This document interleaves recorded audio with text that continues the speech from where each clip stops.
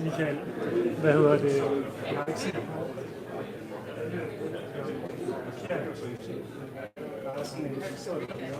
Hello, how are you?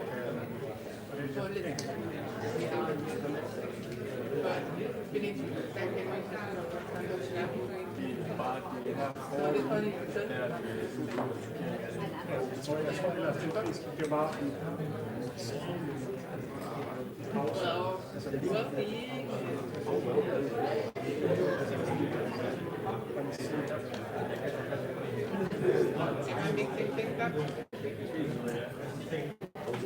jeg ved, jeg har bare hørt mange sige, at vi holder derovre, vi holder foran, bare lige for at helt sikkert.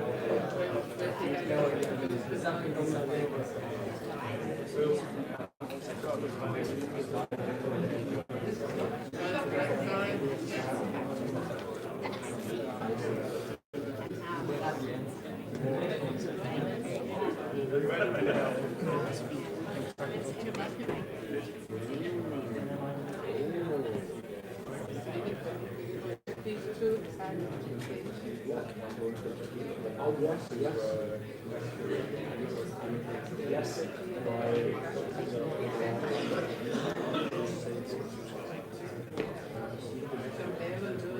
No, research fellow. I saw you promoted me on a associate professor. I was very happy to be promoted there. Yeah, different structure. So just research fellow in it. German life course.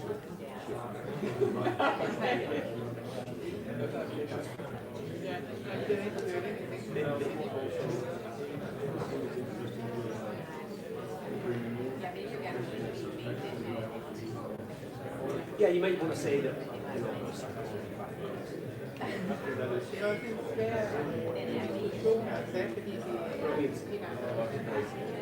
Well, fingers crossed that we'll do okay.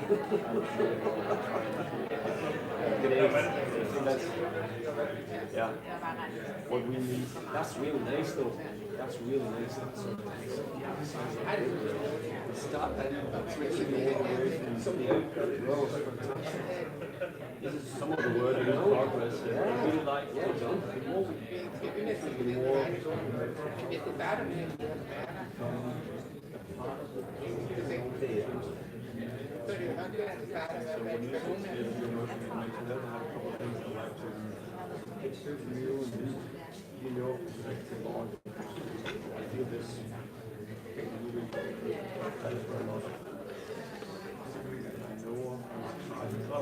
Yeah. Yeah. Yeah, so that's where we started. But I mean, it's, you know, the sort of mental health, I guess it's related to hospital thing, isn't really sort of, you know, anything at the depths of the psychiatric. Not mentally ill. It doesn't play a role. I mean, that's what how that's what is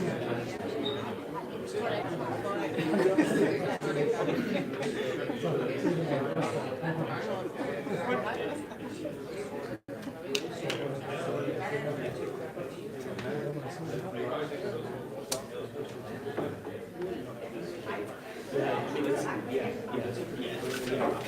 mean, that's why this sort of started by training physical therapists.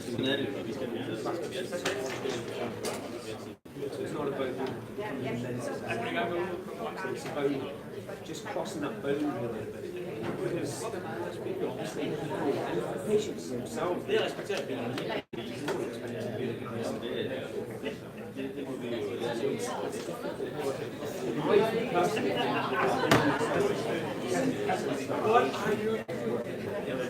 such a stage.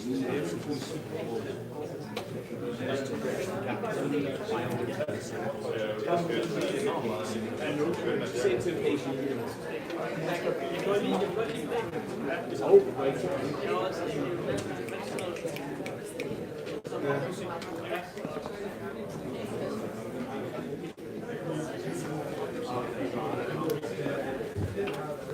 Oh, that's Good. I think we're ready to start. So if everybody would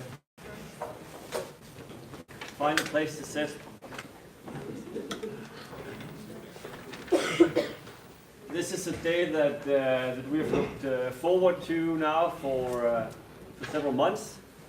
Both all the planning and also making sure that we have a great program, something that sparks the interest for a lot of different people. I think this is an area that it's not only just up to youth that is interested in adolescent musculoskeletal health, but it's something for a broader group that crosses and bridges both teachers and physical education teachers, physiotherapists, medical doctors, and even a psychologist we have here on stage today.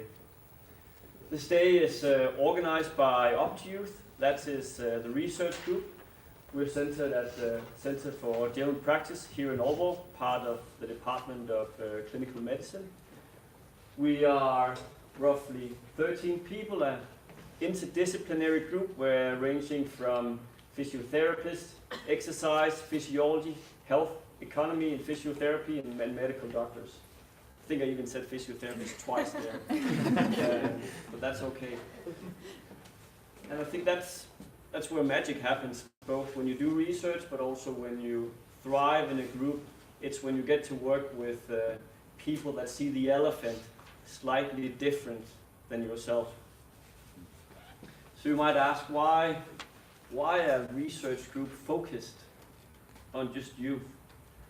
I think it comes down to a lot of different revelations done in the past years about if we had to invest in health,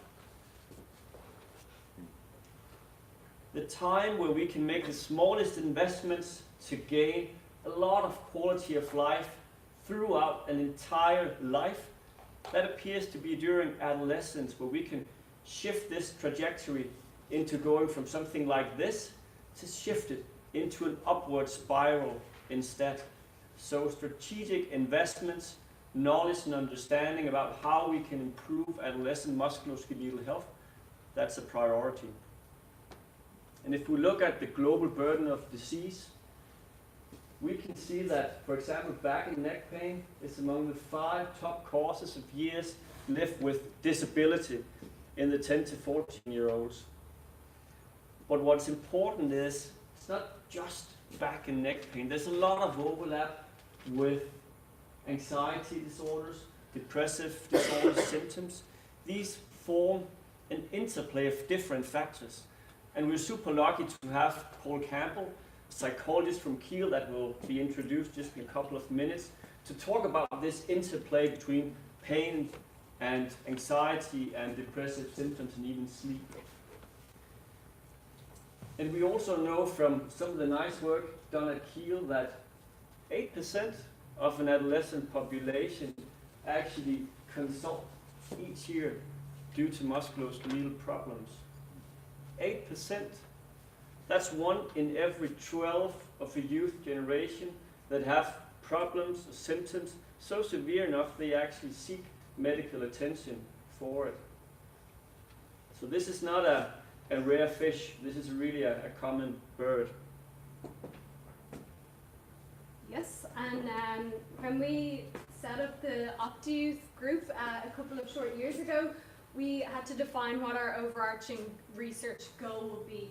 And in the end, we decided that it was to improve the health and function of adolescents by generating knowledge, research knowledge and evidence that will lead to better understanding, treatment and prevention of adolescent musculoskeletal pain. So these are the themes that are at the center of our day for today.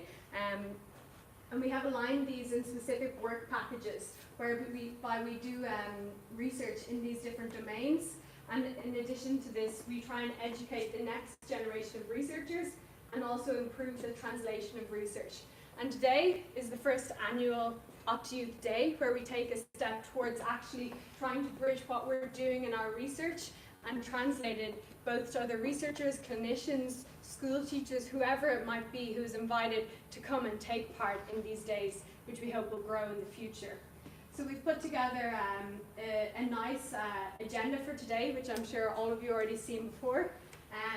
And the overall aims for today are the first session will be based around the research and the evidence, the state of the art on musculoskeletal health in youth. We would like to inspire discussions and collaborations with all the different disciplines and knowledge that we have here today. And then in the afternoon, after the break, after we have all these great discussions, we have a clinically oriented session where some of the research then gets applied into how we can put that into practice. So that's kind of the shape that we take forth for today. So I think without further ado, Michael will introduce Paul, our first speaker.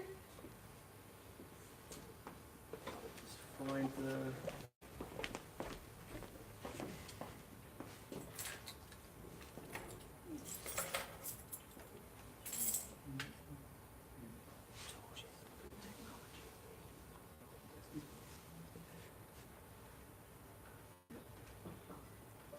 So without any further ado, I want to welcome research fellow Dr. Paul Campbell from Kiel University, from the Child and Life Course Research Group, organized or centered at Kiel. And Paul's a psychologist. And one of the areas where we can see when we research on pain that there's a lot of overlap between psychological symptoms and pain, but being a physiotherapist, as myself, or working with doctors, this is a domain that is largely a bit unknown to us. What do we do with it? How do we interpret this interplay between psychological symptoms and pain? And that is where Paul, with his background, will come in and hopefully give us an introduction into the area. So welcome on stage, Paul.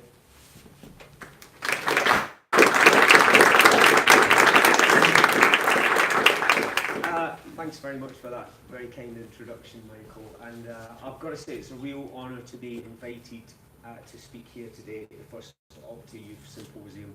I'm just checking that people can hear me okay at the back. So people are nodding their heads, so thank you, that's great. So I'm going to talk about psychological sleep and somatic interactions with child and adolescent musculoskeletal pain. But before I do that, there's a couple of things that I would like to do. First of all, I just want to say very briefly a few words about the symposium itself and the importance of it, and then tell you a little bit about myself and my journey, why I've got an interest in this area, and also just very briefly some of the work that we've been doing at Kiel. So I hope that's okay. Right, so I'm hoping this clicker is going to work, Kristen.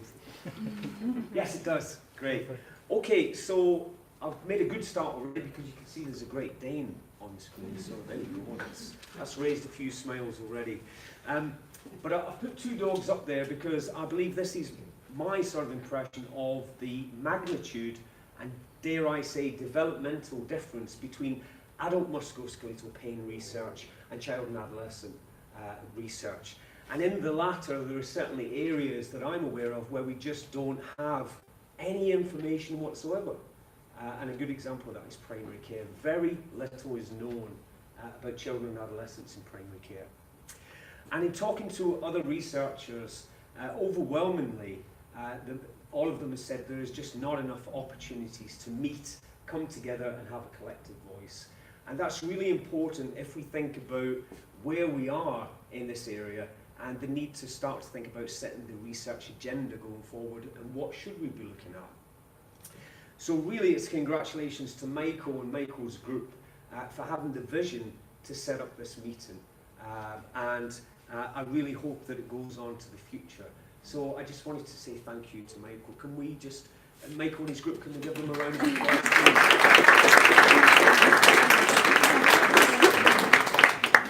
Okay, so I said I'd tell you about my journey, and I'll try and keep it brief so we can get to the evidence. But there are two main driving factors for why I've got an interest in this area. And the first one is a personal reason, and that's a picture of my daughter up on the screen there, Kiona. And incidentally, Kiona's just turned 10 years old a few days ago, along with her twin sister, Sky. And if you've got twins, you'll understand why I've got to mention both. But the reason that I put Kiona up there is because she was diagnosed with juvenile idiopathic arthritis when she was 3 years old. And Kiona's had a long-standing battle with that condition ever since. And so I'm well aware of the impact that pain and symptoms have on all the factors that I'm going to talk about later on. So that's a personal reason for why I've got an interest in this area. The other reason is a professional reason, and it stems from my work that I do with my boss at Keele, Professor Kate Dunn. And I know that a few of you here, or all of you, I don't know, will be aware of Kate's work and some of the work that she's done.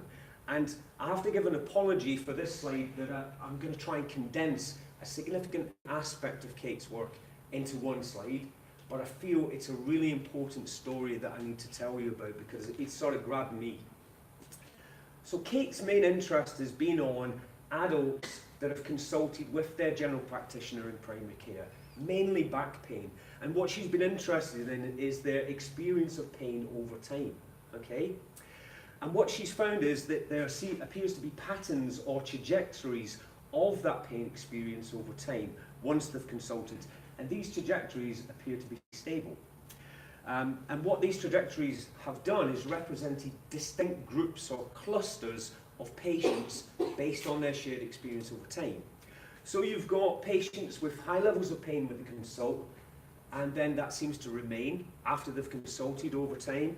You've got other patients that had mild pain when they've consulted, that appears again to remain stable.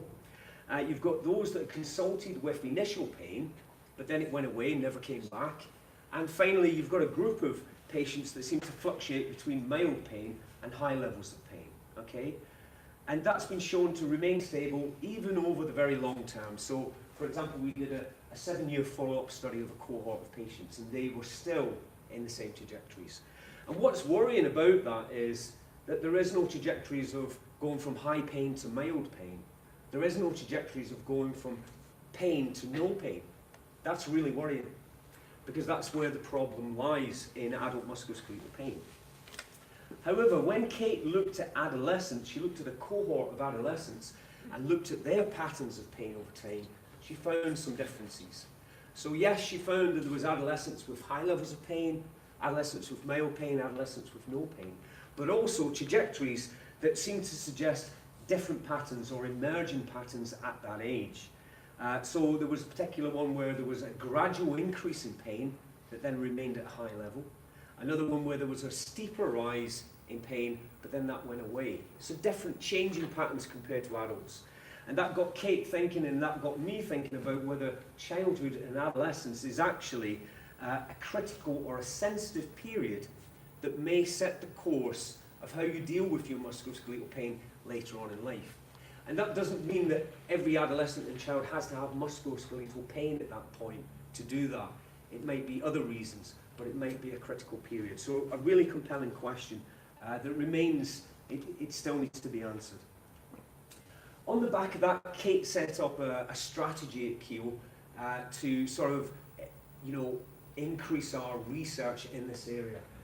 So she set up the Child in Life course group. I've put some names of members past and present there. We also initiated a number of student projects to research the areas that we were interested in. Some of them are completed now, some of them are ongoing. We also reached out to other interested groups, including Michael's group, and many others, although we are aware that there are other groups out there in the world that have done an incredible amount that we've not made contact with. We also made local links, which has proved really interesting. And we joined the Child and Young Persons Network at Keele, and that emanates from the psychology department there. And that took us outside of musculoskeletal pain totally, which has been really informative to us on the onset of musculoskeletal pain. However, you can see on the right-hand side there, the evidence is largely inconsistent. And we'll visit that, that sort of area of inconsistency later on. The reason that it was inconsistent is you've got some studies showing that a significant effect, but other studies having a non-significant result. But the take-home message here is all of them showed an increased risk in the musculoskeletal onset if psychological factors are present. Okay? So what about prevalence? So I'm going to talk about a really interesting recent survey that's just been published of a US national survey that reports on 85,000 children. What they did was to group children together with musculoskeletal problems compared to those without musculoskeletal problems, and then looked at the rates of the psychological factors like anxiety, depression, behaviour problems. Now, I don't know if it's clear on the screen for those at the back, so apologies if it's not. But what it shows is that children with musculoskeletal problems are 3, 4, 5 times more likely to have these psychological factors present compared to those without. So there's certainly evidence to suggest that it's more prevalent in children who've got pain. Okay? On the bottom right here was a study that myself and Kate were involved in, that was led by Stephen Camper and Chris Williams down in Australia in their group. And they had access to 2 cohorts of adolescents. And what we looked at was the frequency of reported pain. So how frequent the adolescent reports their pain, is that related to the prevalence of depression and anxiety? And you can see from both those bar graphs there that there is a relationship. So the more frequently you report your pain, i.e. from not or very infrequently up to every day, the more likely you are to report higher levels of depression and anxiety. So not only is it involved in more prevalence, but also related to the frequency of reported pain. What about prognosis? Well, a number of studies have reported that psychological factors like depression and anxiety are indeed prognostic factors. They will affect the outcome for people, children and adolescents with musculoskeletal pain. And they impact on recovery, they impact on the severity of pain that the child or adolescent will have. The systematic review by Hewlett that I talked about earlier on also included and reported on 3 studies that looked at prognosis, and they show that emotional symptoms like depression and anxiety and distress all had significant trends towards risk of poor outcome. So it's involved in prognosis. And Stephen Camper and many notable others, in a really nice overview paper of back pain in adolescents, describes evidence of psychological factors predicting poor outcome. So again, it plays a role on whether someone's going to get better or not, mainly depression and anxiety. Worthy of comment though is that almost all the studies that I came across and looked at in the reviews state that not enough evidence is known yet about prognostic factors, and the evidence is inconsistent. Okay, so I'm moving over now to look at the mechanisms. Unfortunately, there's not a lot of work that's been done on interactions to see how things work, but there's a couple of interesting things that I want to point out. Firstly, I've reported a picture of a structural equation model there that shows the relationship between the child's pain and the child's psychological factors. The reason that I've put that there is because this is a correlation level and it's 0.68. And you only need to take my word for it, that's a very high level of correlation. They are very much related together. And what that means is that perhaps change in one will change the other. Okay? So a very high level of relationship there. And one person that's one group that's looked at this in more depth is Tonya Palermo and her group, that collected evidence from a number of randomized control trials where they had psychological therapy as a treatment to children and adolescents with chronic pain, okay? With the goal of, does targeting psychological factors lead to a reduction in pain, okay? And you can see straight away there that yes, it does. So targeting psychological factors in some way leads to a reduction in pain in this group. What I would say, and I really need to caveat this evidence, is that the types of children that were included in this meta-analysis by Tonio Palermo are children that have very severe levels of chronic pain and are often recruited from pain management clinics.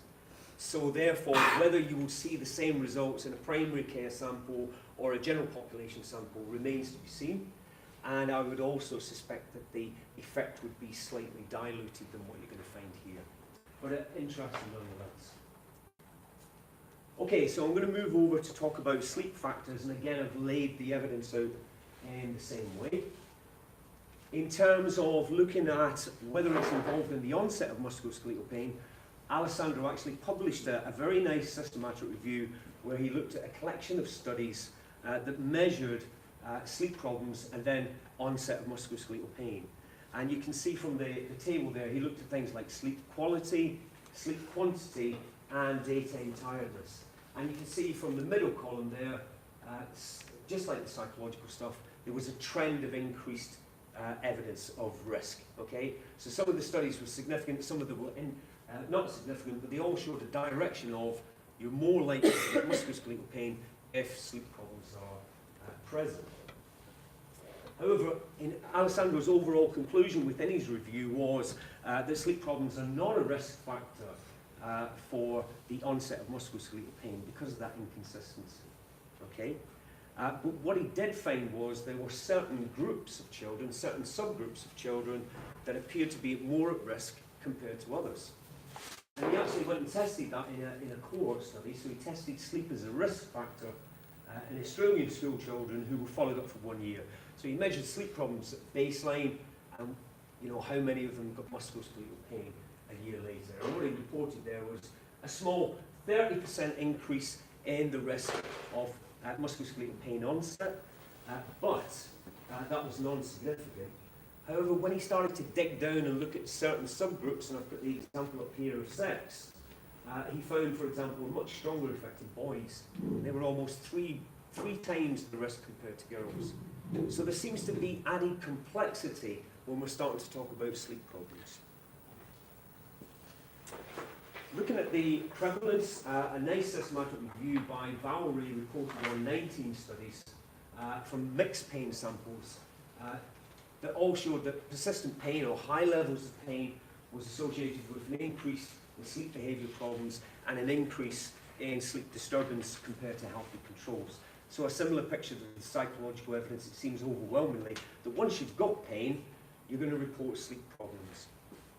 Looking at prognosis, there's less research out there.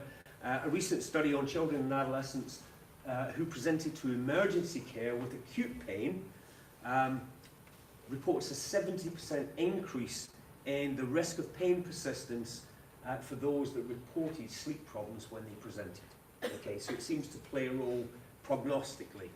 And the study by Harrison that reports on a sizable number of adolescents over a 2-year period where they measured sleep problems at age 15 and looked at the outcome of chronic pain, so pain that's lasted over time, reports these results. So you can see all of them showing significant increases in prognosis. So it has an impact. Sleep has an impact once someone has pain. What about the mechanisms? Well, there's less evidence out there than there is for psychological effect. So there's not much to go on, but I really wanted to highlight this really nice neurobiological review by Christensen et al.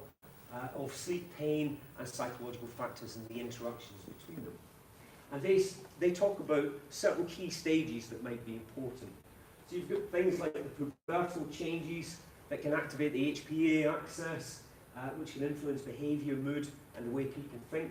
So there's a sleep psychological and pain interaction there. There is a significant drop in slow wave sleep during adolescence, up to 40% change. And they suggest that that might be a critical period, and I've not come across any research that's looked at whether that's been measured or not in relationship to outcomes. And they also report on the circular relationship between the sleep disturbance that comes from having pain, so pain disrupts your sleep, which leads to greater fatigue, which leads to poorer psychological function and even biological changes such as cytokine increase and hyperalgesia. So it's that sleep psychological pain interaction that seems to be important. And that's certainly something that's been reflected from the adult research, which is more developed and shown that this model is quite robust. In terms of treatments for sleep and pain, there is much less evidence out there. Again, Tonya Palermo and her group seem to be ahead of the curve. And they've done a single-arm pilot trial where they've applied CBT, cognitive behavioural therapy, focused on insomnia, so targeting insomnia, in adolescents who have both insomnia and comorbidity. And the reason I included this cohort in this presentation is that about 50% of the comorbidity was pain-related. Okay? So the results of the intervention, not surprisingly, showed a reduction in sleep problems because it was targeting that, but also a reduction in psychological problems too, and a reduction in the physical problems that they had. So it seems tentative, but I would imagine that some of those people with pain had that reduced from targeting sleep. But tentative evidence that it's there. Okay. So what's the conclusion for psychological and sleep factors? Well, overall, I would suggest that there's broad support that they are involved in things like the onset, they are involved in prognosis, and they may also be viable targets for treatment, although that is tentative evidence at the moment. But what struck me from the evidence that I looked at is the most consistent finding I found was that the evidence was inconsistent. And that got me thinking about why. Why might the evidence be so inconsistent? Now, part of the reason is there's not a lot of evidence out there, so when you're sort of scrabbling around, you're going to find a lot of differences. But other reasons are we sort of looking at unique, specific experiences of childhood and adolescence when we're doing this research? And is it time to step out of the adult musculoskeletal shadow? So what I mean by that is there are some key things that I think add to the complexity of studying this particular population. Now, I didn't put it on the slide, but the obvious one is age.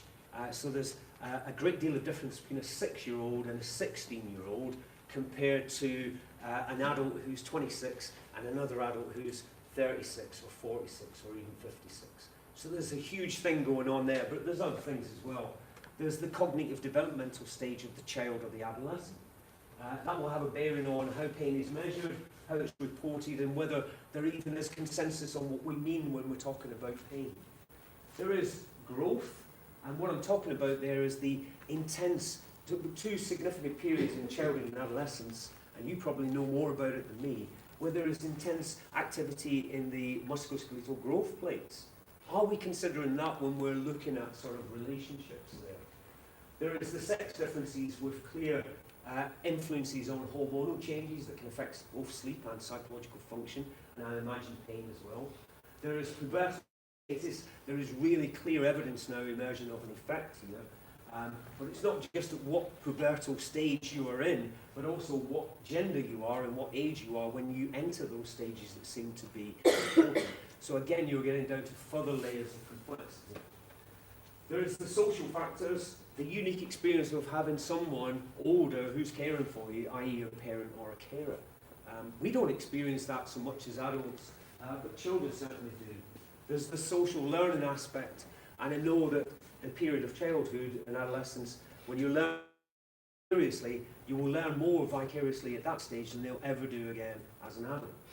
There is the unique experience of the family, there's peer influences, in particular in adolescence, and there's also the unique experience of school. And there's also the healthcare interaction, let's not forget about that. So when anybody goes into a hospital, you can tell which part is the children's section because it's different. And there's a reason for that. And it means that there's lots of probably non-specific effects that we're not even sort of looking at here. Okay? The last, I've added to that diagram, so if you remember earlier on in the structural equation model, we've got the child and the child's psychological factors and that correlation effect. Well, now I've put the parent's pain, the parent's physical function, and the parent's psychological factors there. And I just put it up there because there is some really strong relationships going on between the parent and the child. Now, I've done a lot of research on people with pain and their partners, and how much their partners have an influence on their outcomes. Very important going on.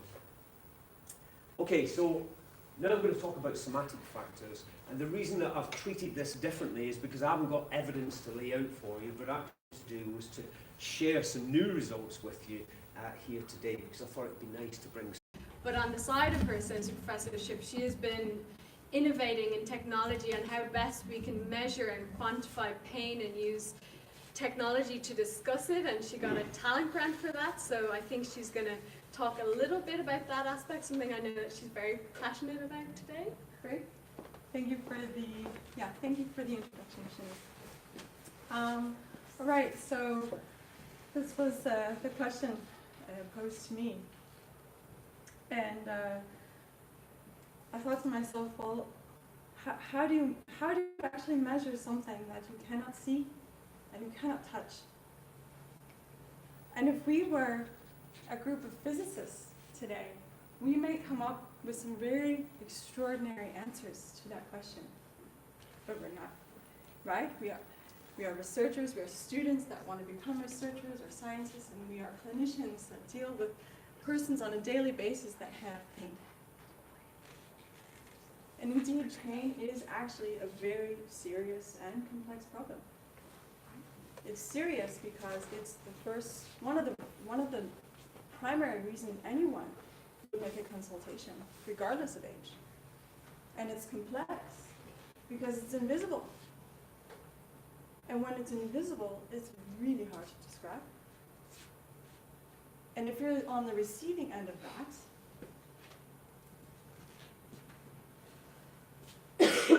it's difficult to understand. And moreover, even difficult to document it. But this is our situation, right? We deal with this every day, or you clinicians, I mean you guys deal with it every day, and we research it.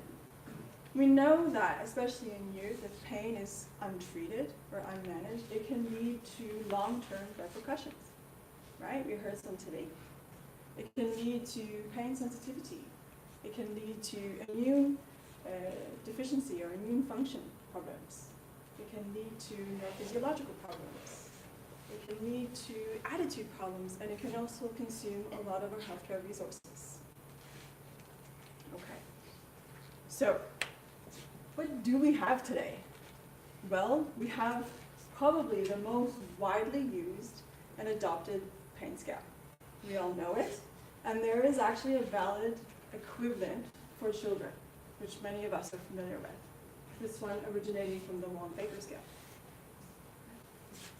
It's so simple that it's going to be hard to replace because it's fast and it's easy. But it does have a disadvantage, which most of us can agree, is that it fails to capture the entire picture. I did a little bit of research on the Wong-Baker scale, and for those that are interested, there is a link and you can follow the history. And this is actually a drawing that was made together with Dr. Baker at the bedside with the child, trying to come up with a solution or a way to assess pain in children. And you can see that, you can see that already in the development of the Wong-Baker scale, there was use of the pain diagram. And children don't say pain, they say hurt. It hurts here, it hurts now. It hurts like this. I tried to dig and see what was the consensus. What do we believe is the most important things to measure, actually, when we assess pain? This is a review that I found. Top 10 things that we actually think are most important. It's drawn from palliative care, cancer pain patients. But funnily enough, out of all the 80 plus different pain assessment tools available to us today, not including the ones available to pediatrics, pain intensity, pain interference, and beliefs are most widely covered. What about the other ones? We're missing something. So these 80 plus pain assessment tools, they are the visual analog scales, they are pain diaries, they are questionnaires, they are observational methods. These 80 plus assessment tools do not include other proxy measures like the latency between muscle activations or reflex indexes. They don't include biomarkers that you can measure in our blood. And they do not include the electrical activity that creates a signature where we can estimate pain or pain intensity. So we have so many tools at our disposal. No wonder we're sitting around going, how do we best measure pain? We have so many options. All right, so just a few examples of some of the questionnaires and diaries that exist today. There are quite a few. One of the main disadvantages of questionnaires and diaries is that there tends to be a language barrier. So this means that the parent will often have to work together with the child to make the documentation. There are a few that are quite validated. For example, the pediatric pain questionnaire is most commonly used, and it's very well established. And they use a number of words in the pediatric pain questionnaire, for example, throbbing, sad, and deep pain. But there are also some other difficult words like miserable and unbearable. Do all children understand those words? I'm not sure. It's validated, so I put my trust into that. In addition, the pediatric pain questionnaire also has a pain diagram. The children are asked to pick a color and rate and use that color to rank the intensity of their hurt. They draw on the diagram, and at later time, a researcher or clinician will take a transparent overlay and lay it on top, and it's divided into 78 squares, and they add it all up, and they make the average of the pain. It's a lot of work, but it helps. It does help. I had a really interesting thought one day about color, and so I asked some of those that I was working with at the time if they would be interested in doing a small study where we would interview children from different schools about what colors they would choose to associate with different dimensions of pain. So not just the intensity, but the fluidity.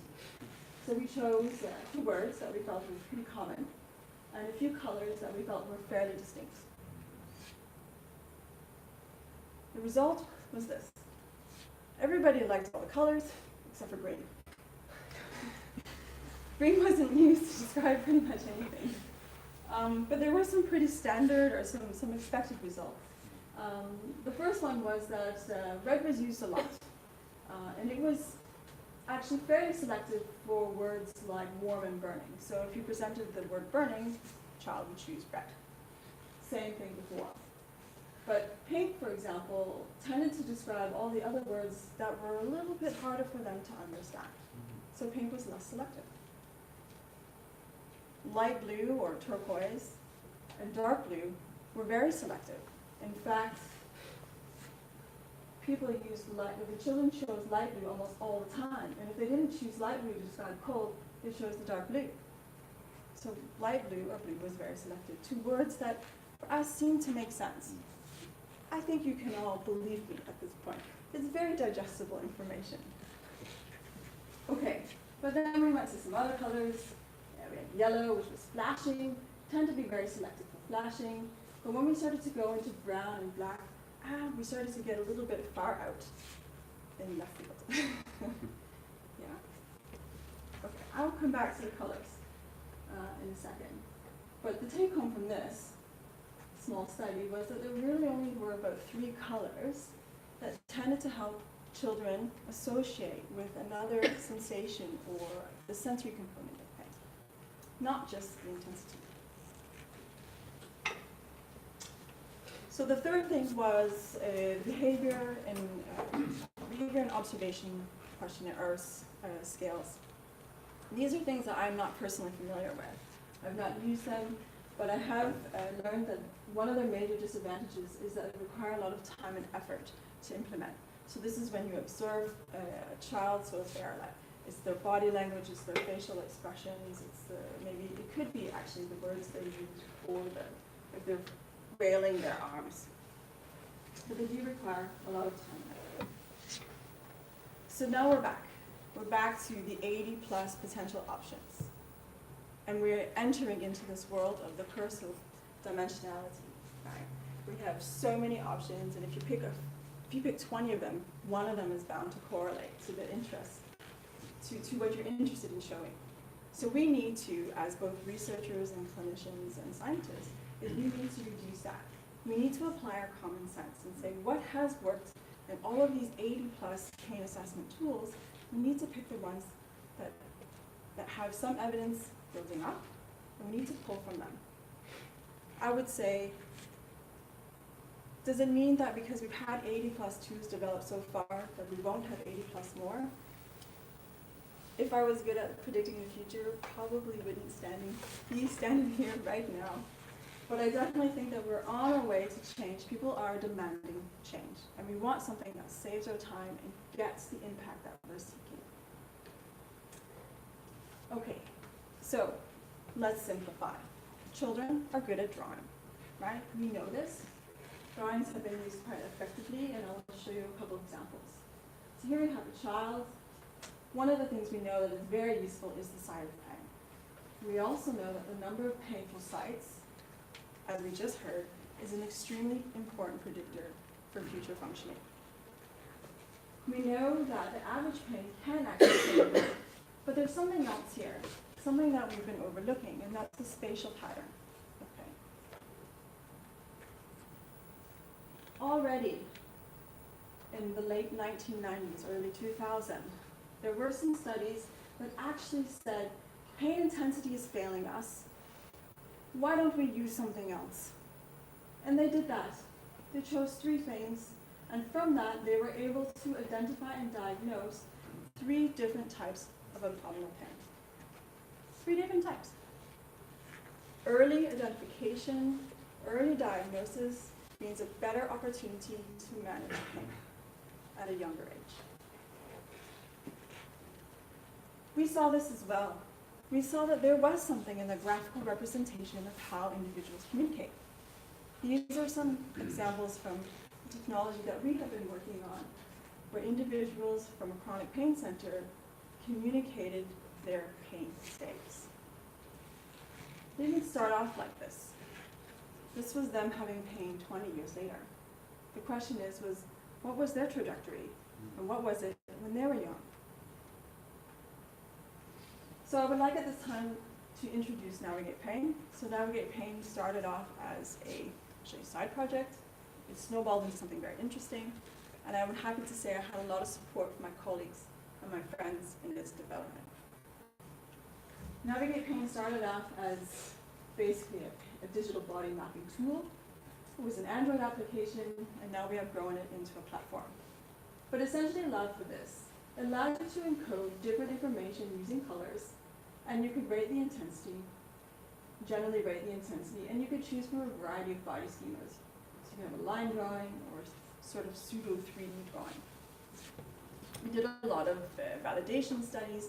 I will not present those today. But I will present this.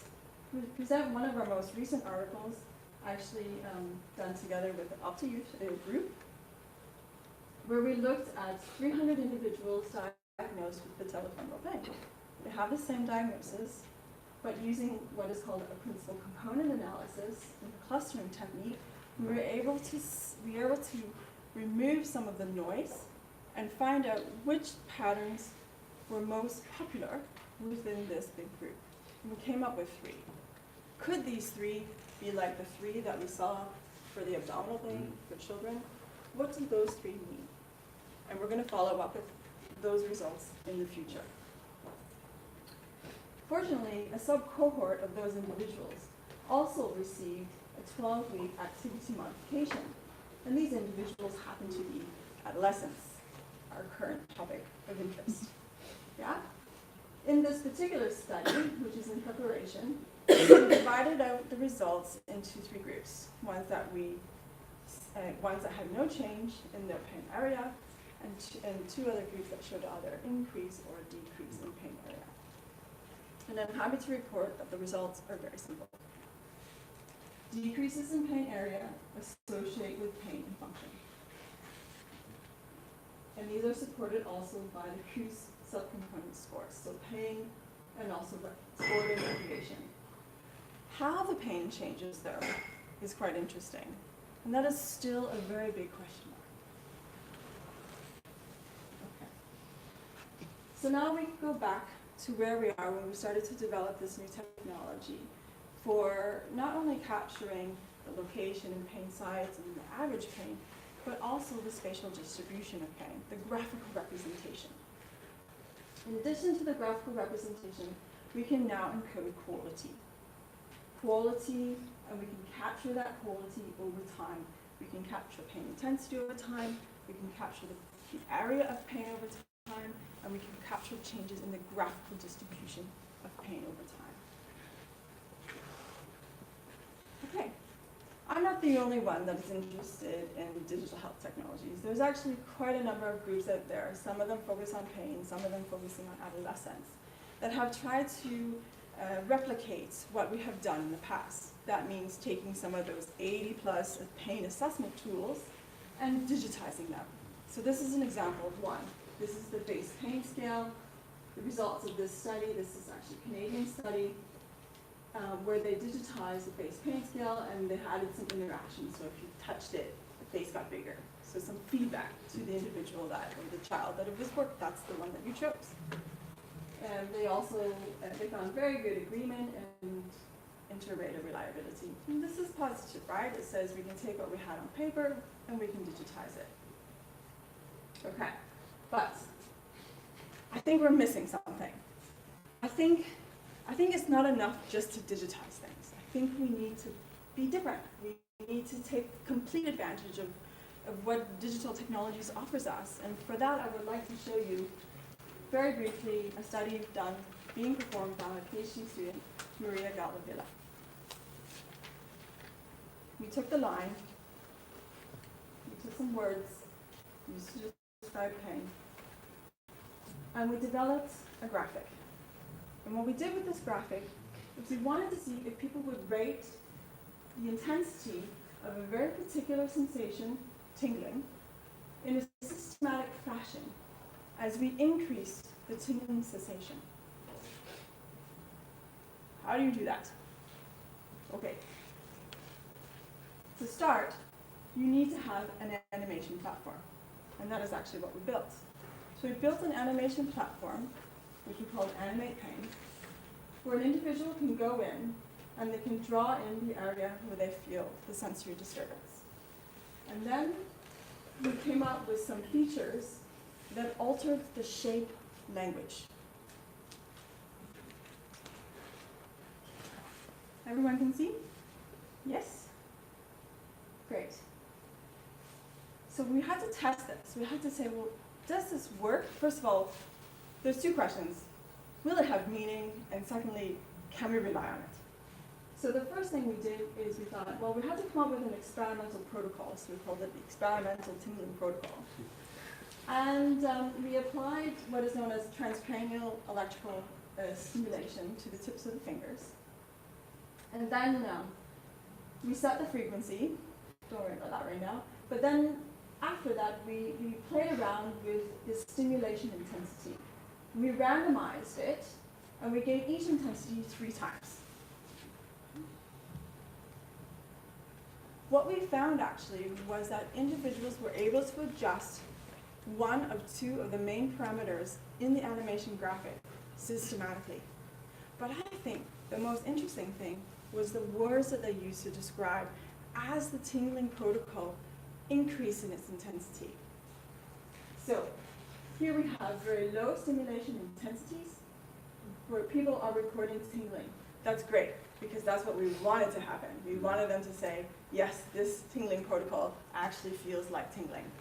But what we did realize is that as we increased the intensity, there seemed to be a tipping point where tingling turned into stabbing. And at that point, the graphic would no longer be valid. So actually, our shape language needs to go from a tingling to a stabbing sensation. That might be a bit of a challenge, except. Remember those school children I talked to you about? We actually, at that time, presented to them some screenshots of the animations that we were working on. And what we found, lo and behold, was that with much better accuracy, 82, so like 8 out of every 10 children chose this animation as representing those 3 words. Same with burning. In addition to that, we were able to capture cooking as well as studying. So now, what I'm saying is we need to go beyond the pain scale. We need to go beyond just color. And we need to use the tools that the rest of the world has been building for us to make the world a better place. Okay. So, you asked me, how do we best measure pain? We best measure pain by making the effort to capture it over time. No matter what tool you use, you just have to use something.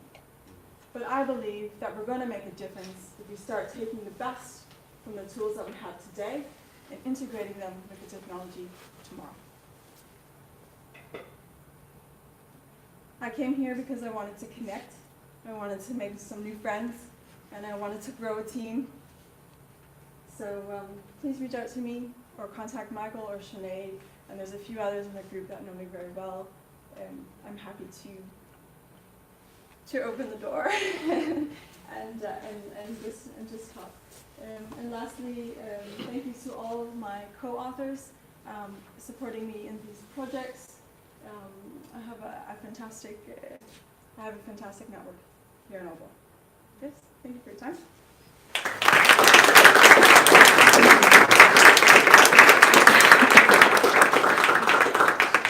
Thank you very much for a nice visual presentation and giving a good answer to actually the question that we proposed. That no single utility can actually capture something as complex and individual as the pain experience. We have time for a couple of questions. Feel free to ask in Danish. I know that Shelley is, and me as well. Kan jeg godt svare?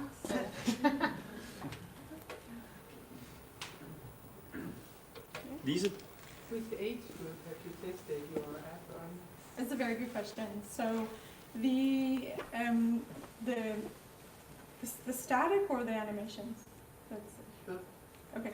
The static, we have been mostly done in adults. We have some projects running in children. We have actually used the application in the Rigshospitalet quite successfully. And then we have another group from Hvidovre Hospital that is using the application now. So I think you will see in the very near future some new, well-designed studies coming out with this type of application. With the animations, this is very new. We just started the background questionnaires and tested the platform. And this is actually one of the reasons why I'm here too, is because we have a platform and we need to test it. And I know many of you are interested in working with youth, so this would be a great opportunity to collaborate and put our heads together and see if it actually can help in communication. I think just from a user perspective that sometimes I think all of you, if you've tried to collect any type of measure from children or adolescents, that getting them to give a meaningful response to pain intensity or something is not it's not actually easy, especially when trying to define the limits. No pain is easy to understand, but the worst imaginable pain is when you imagine that you would put your hand into the oven or something, to give them an analogy of it. But even then, it's hard for them to understand, because what is the worst imaginable pain if you've never really been exposed to something that's super, super painful? So I think the time that I've used it with the kids for our project, I get the feeling that they enjoy and feel that it's a way of communicating to me in a better way compared to by numbers or only words. That's my biased impression from using it. We got some feedback from some of the nurses at the hospital, and they said that actually it was much easier for children to talk about pain when it's projected onto something else. So maybe some of them are too old for teddy bear, some of them are not. But teddy bears serve the same purpose, where they would point and say, I heard here. But the application or something like this could actually does actually make it easier for them to talk, because it's not talking about them anymore. And at the same time, you can track it. And yeah, so I think you're right. It's not always about the number. I think it's much more clear something is either there or it's not there. That is something that at least we can rely on. Jens? Yeah, thank you for a really nice talk. You showed that there was like different patterns for the for the knee. Yeah. As a physician, should I start asking, do you have like a hook-like pain around the knee or a ankle-like pain? I can't wait to answer your question. But I think it will come eventually. So this was the first step towards, our first question was, are there patterns? Mm. And the second question is to try and determine if there is some functional relevance to those patterns. And I think what will end up happening is you have some additional data that we'll start exploring. So maybe 1 year from now at this conference, don't record that. But maybe we'll have these answers. I don't have it now, unfortunately, but I do believe that there is some evidence of the location and the driving mechanism. So the knee is quite complex, as you know, and the locations, they will matter in terms of what could be the driving source of pain. Yeah. Look forward to next year. Great. Thank you very much, Shelley. Let's give her an applause.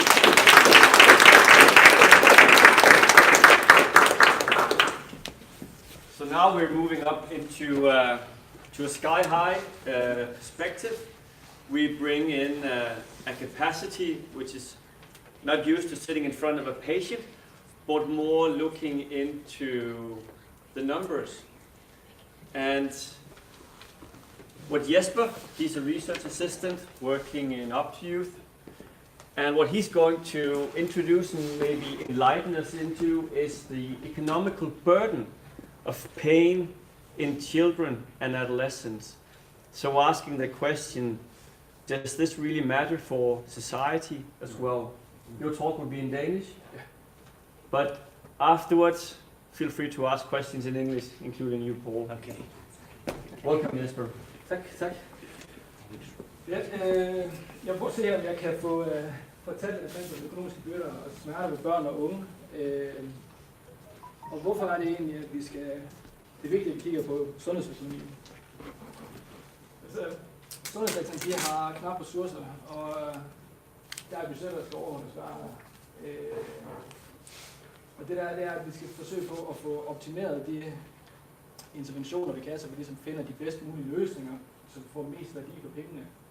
Fordi lige så snart vi begynder at tage pengene fra et sted, så betyder det, at vi er nødt til at tage dem fra noget andet.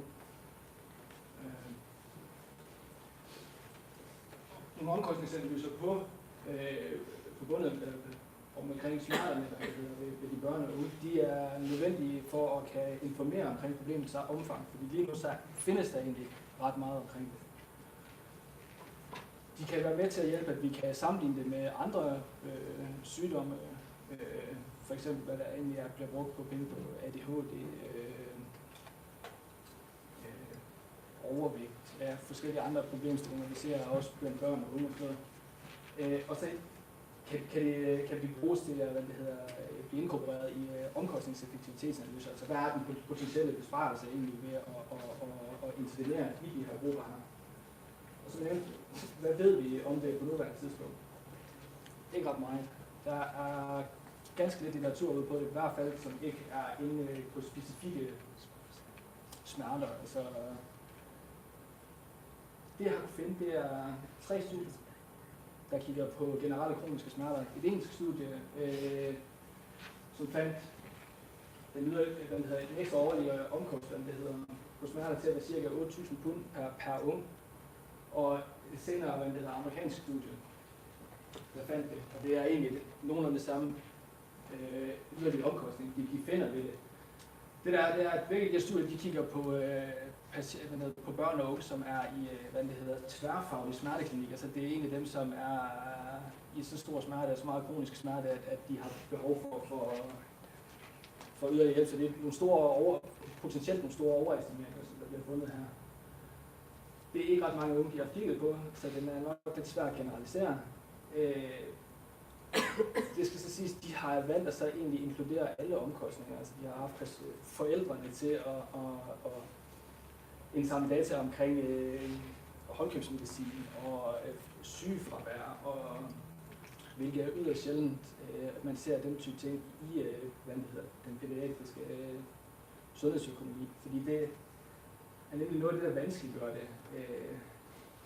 Og det vi også ser her på et mere generelt studie, på rent sundhedsudgifter, det er jo et væsentligt lavere beløb, altså det er rundt 1.400 dollars per ung. Men det er kun på sundhedssektoren. Så hvis vi ser forskellen, der er ved, at vi egentlig udelukker forældrenes tabt arbejde. Den gør egentlig meget. Men det interessante, som vi fandt her, hvis man kigger på rent sundhedsudgifter, det er, at den samlede nationale mereomkostning for smerter, og det var mere generelt smerter, altså vi har fra et større survey det her, det var, at den egentlig er højere end omkostningerne forbundet med astma og ADHD og fedme, hvilket egentlig var dem, som har været meget store fokuspunkter, hvor der har været store prioriteter omkring. Det er jo så, som sagt, nok en stor underestimering, i og med, at de ikke har, produktivitetstab mere fra forældrene.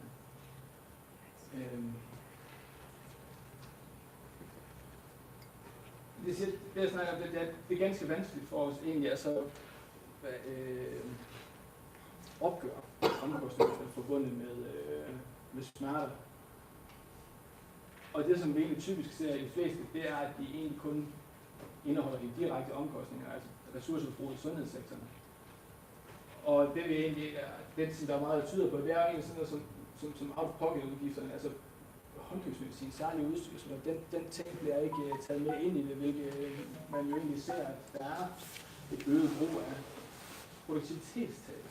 Rigtig mange forældre er nødt til at tage fri fra arbejde. Den del får man egentlig heller ikke med sig i meget af litteraturen. Så de uhåndgribelige smerter, eller de uhåndgribelige omkostninger, det er det, som vi ikke rigtig kan prissætte, men det bliver heldigvis taget op i litteraturen, altså, og som vi også hører med mange af de psykologiske effekter.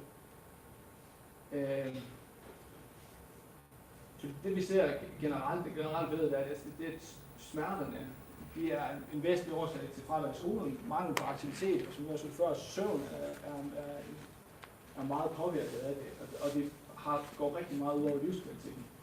Men hvordan sætter vi kroner og øre på de her ting? Altså, vi kan jo fint nok måle, hvor meget de har henvendt sig til lægerne og til fysioterapi og andre steder, men det er jo den, der er vanskelig. Der er ikke rigtig nogen konsensus omkring, hvordan vi laver økonomiske analyser på børn og unge, og det er det, der egentlig lidt mangler. Der er to vigtige aspekter, som man skal have med hver gang, man kigger på det. Det er perspektivet, tidshorisonten. Fordi hvis vi kun fokuserer på sundhedssektoren, så er det nemt nok, så kan vi jo bare nøjes med at kigge på de direkte omkostninger, der er forbundet med det. Men så kommer vi til at lave en væsentlig underestimering af, hvad det reelle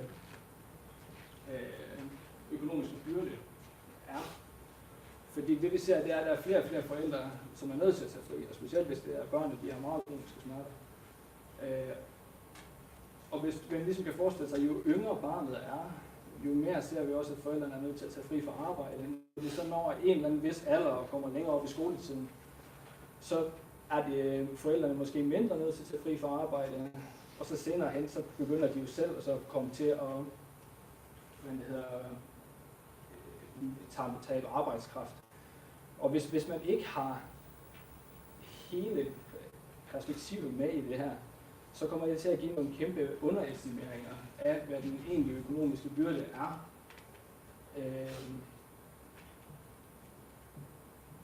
Så hvordan får vi de her ting prissat? Det er jo egentlig det gode spørgsmål. Hvad sætter vi fravær fra skole?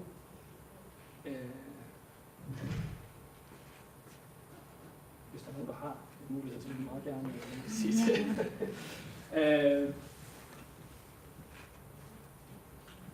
Og det, som jeg tror, der er problemet, fordi det er, at vi begynder at kigge på en intervention, der har med de børn og unge at gøre. Hvis vi simpelthen ikke får hele perspektivet med, hvis vi ikke får hele tidshorisonten med, så kommer vi til at lave en stor underestimering af den reelle økonomiske byrde, der er forbundet med det her. Og hvis det skal bruges som et prioriteringsmiddel, så bliver det vanskeligt at konkurrere nogle af de andre sygdomme derude, hvis det er fordi, vi gerne vil have flere ressourcer til behandling eller til forskning. Og det mangler der. Der mangler nogen, der egentlig kigger på, hvad er hele, hvad det hedder, omkostningerne, altså hele den økonomiske byrde forbundet med det her. Der er nogle enkelte studier, som begynder at kigge på det. Der er nogle enkelte, som begynder at inddrage forældrene med i det. Og som vi også hører i dag, så har det her også mange problemer med sig på sigt. Flere og flere studier de viser, at de her kroniske smerter her, de fortsætter langt ud. De fortsætter ud i voksenlivet, de fortsætter med at være inaktive, de fortsætter med søvnproblemer.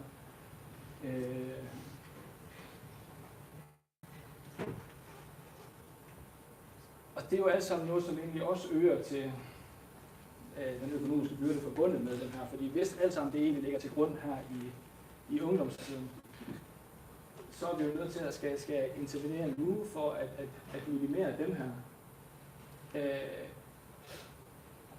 Jeg skal sige, det er svært at kvantificere, men der er flere og flere studier, som begynder at komme frem med, at det hele det ligger til grund for smerter i ungdomstiden. Og hvis man ser på nogle kroniske smerter, som vi har nu, altså i Danmark, så dem, der har nakkesmerter, altså voksne, der har nakkesmerter, voksne, der har lænderygsmerter, altså det er nogle af de mest, det er dem, der er skyld i 20% af fraværsdage. Og hvis meget af det er noget, der ligger til grund herfor, så er det jo mange penge, som kan spares. Inaktivitet. Det har vi begge to taget fra sygdomsbyrden opgørelse her fra Danmark, og der kan vi også gå ind og finde priser på den økonomiske byrde omkring søvn, hvad det hedder mange, angst, depression, meget af det, som vi egentlig har hørt, har en sammenhæng med ungdomssmerter og ja, hvad er gevinsten af det her? Hvis vi intervenerer nu tidligt, så er der kan vi potentielt minimere den her risiko for de langsigtede problemer. Det er rigtig svært at kvantificere, og det er rigtig svært at generalisere. Og det er også det, vi har hørt nu. Hvis vi går ind og kigger på de unge, vi kan ikke gå ind og så lave sådan en samlet gruppe, fordi der er mange, som har et meget større behov end andre har, og der er nogle af dem, som trækker meget mere på ressourcerne. Det ene studie af dem, som der kiggede på den generelle omkostninger forbundet med det. 5% af populationen, de stod for 30% af de samlede omkostninger. Så det er en meget skæv population, og det er det, vi skal have identificeret. Hvem er det egentlig, som det er, der er de vigtige? Hvem er det, som der kommer til at få kroniske smerter i voksenlivet? Hvem er det, der kommer til at døje med søvnproblemer? Hvem er det, som ikke kommer til at have problemer med angst og depression og sådan noget? Og det er jo... Det kan i hvert fald det her vanskeligt. Hvilket også leder op til, at hvis vi skal i gang med at gøre på noget, det er interventionen, populationen, perspektivet. Det er nogle aspekter, som er meget vigtigere at have med, lige så snart, at man skal ind og kigge på økonomien. Så lige så snart, at vi vil undersøge, hvad det koster, om det så er rygsmerter eller knæsmerter eller noget andet med unge. Så jo yngre de er, jo vigtigere er det egentlig at få også forældrene med ind i det, altså så vi får det fulde perspektiv. Vi kommer til at underestimere groft. Smerter hos børn og unge, det bør prioriteres højere i det danske sundhedsvæsen. Og som vi også hører nu her i dag, altså en lille investering nu kan potentielt have en meget stor gevinst, hvis vi ser på det livstidsperspektiv. Jeg tror, det er det, jeg har at sige.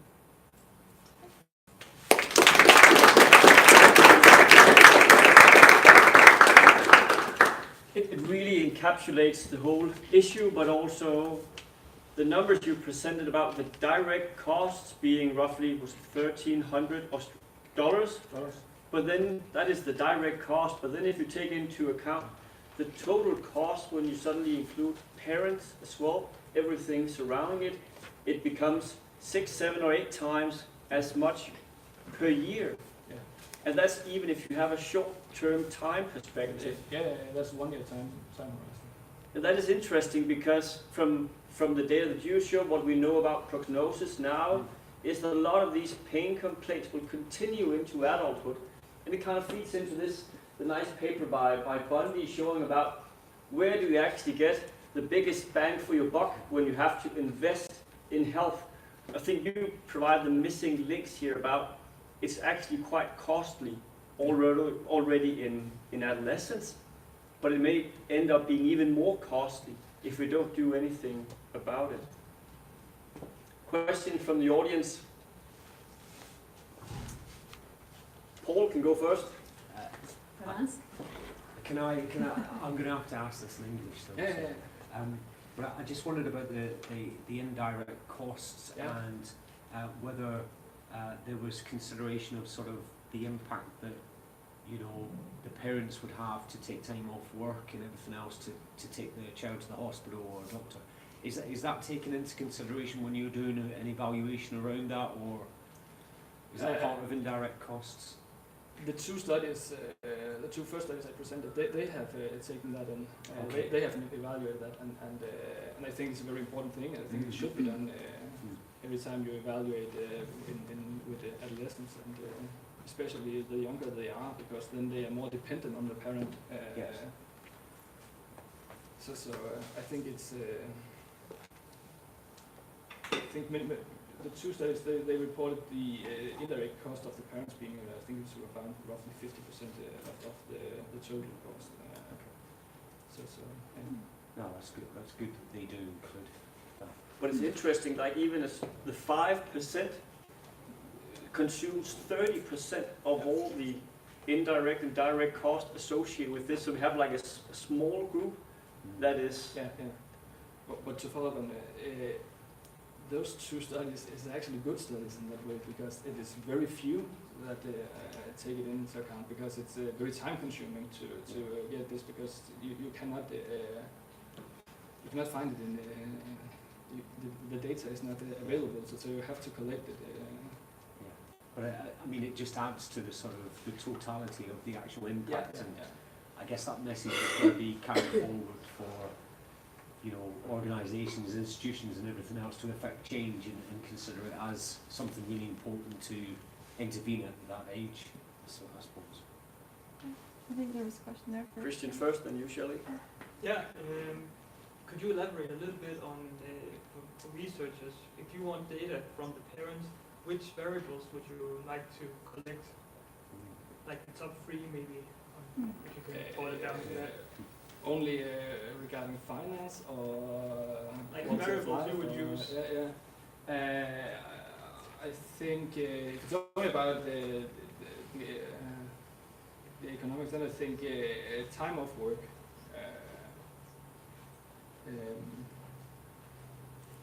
And then what's it called? Transport costs. Yeah, transport costs can be a big one, but I don't think always necessary. But both, transport costs and medicine, not what is it called, the reception.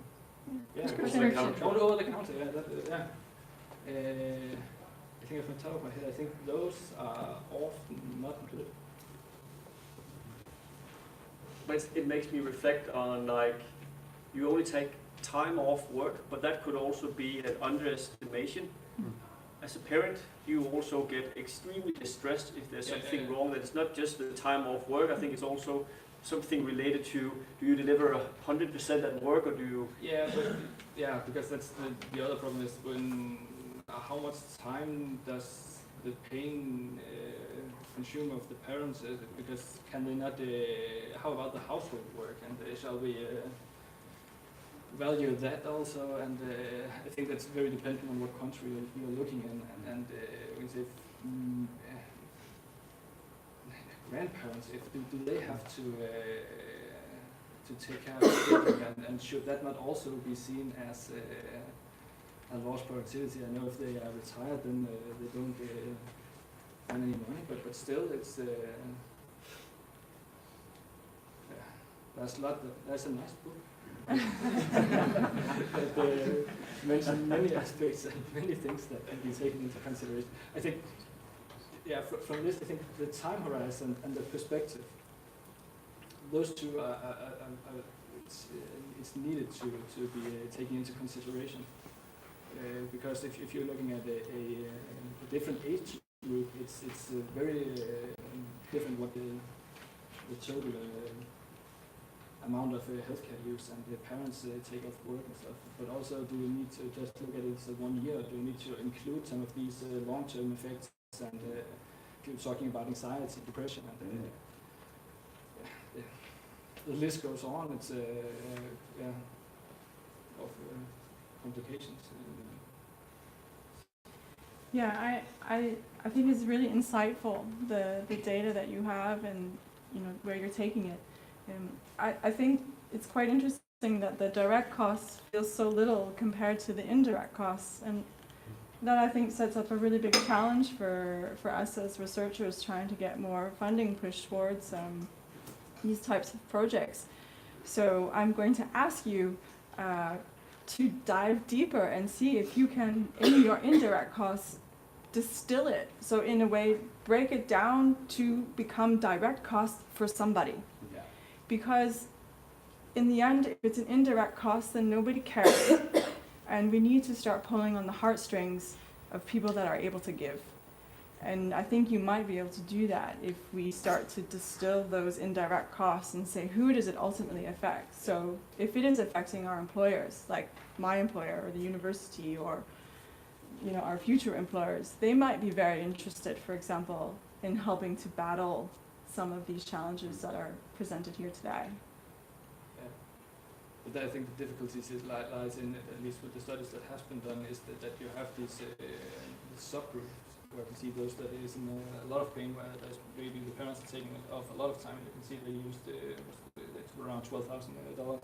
Yeah. And then you just have the direct healthcare cost with a much broader group. Yeah.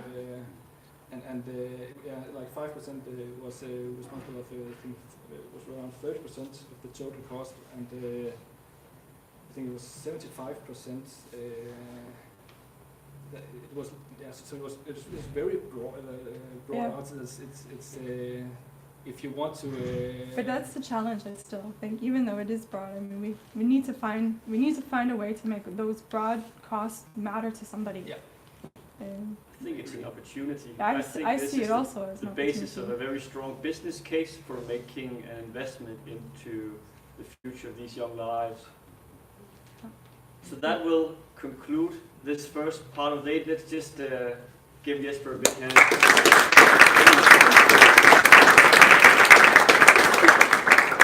And we're going to have a small shift in schedule now. So right now we have scheduled lunch and poster walk.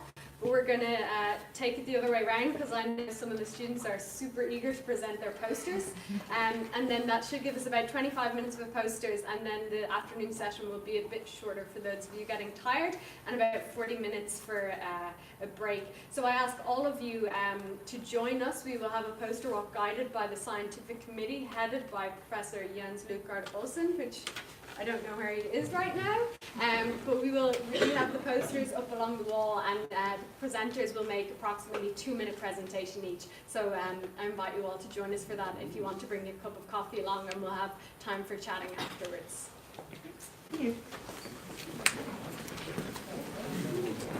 Raise your hands. I don't know what it says. Yes, but I'm really, I think just take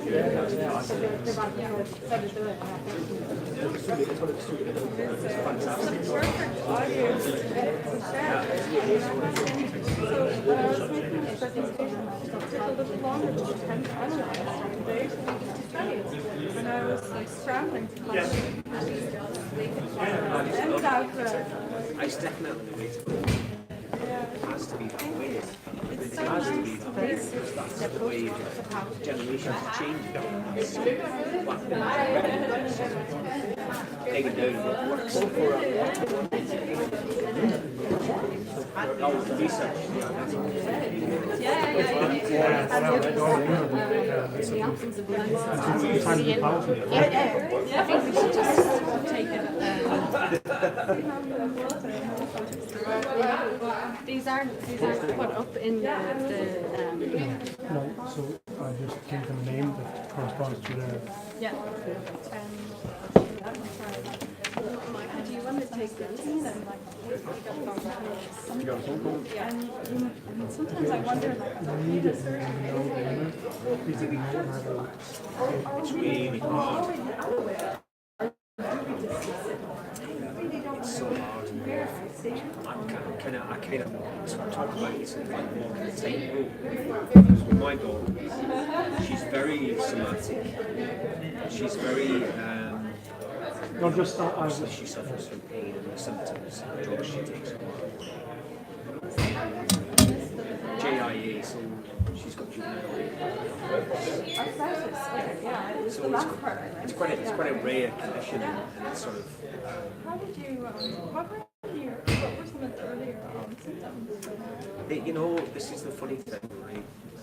When she was 3 years old, okay, she got up on her birthday, came downstairs limping, and we were like, "Are you okay?" So we twisted your ankle. It didn't go away after a couple of days. We were sort of thinking, well, this is a little bit strange. So I took her to the local hospital, and they sort of x-rayed, and I just expected it to be, you know, she's twisted her ankle, something like that. And then they thought it was infectious arthritis first, and treated that, but it wasn't. It was actually JIA.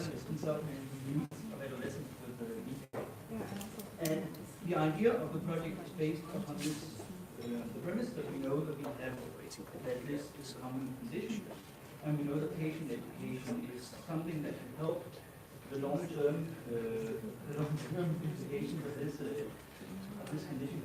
And we know that it is really, really hard to get a lesson to adhere to what we are, to the education that we're making. So we wanted, so we go from the premise that we have an idea of that the education that we're doing right now is actually meant not teaching them. It's teaching them to, well, it's mimicking the pain, but it's actually not teaching them to manage the pain. So we wanted to understand whether or not we were hitting their needs in everyday life. And we did, to explore this, we did 17 interviews with young adults who have been living with this condition all their life. The interviews were very, very long. They were filmographed, and we made an exercise where we asked them to tell us the chronology of the pain.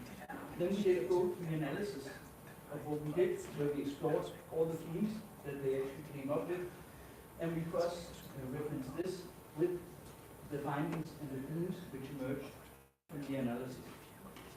This allowed us to create a very detailed model of the challenges that they experienced in their lives. And what we could see from this is that we can see that we have, instead of just one specific challenge, the challenges are actually consisted of 4 phases, which are embedded within each other, and they have different obstacles which that they meet the adolescents, and they have different dilemmas which they need to face in order to become better at managing their new pain.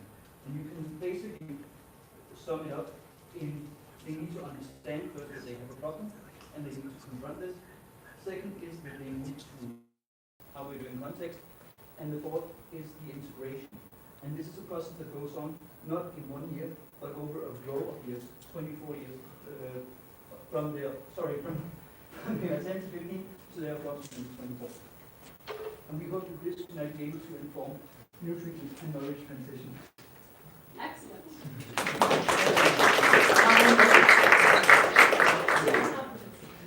A question from the audience first.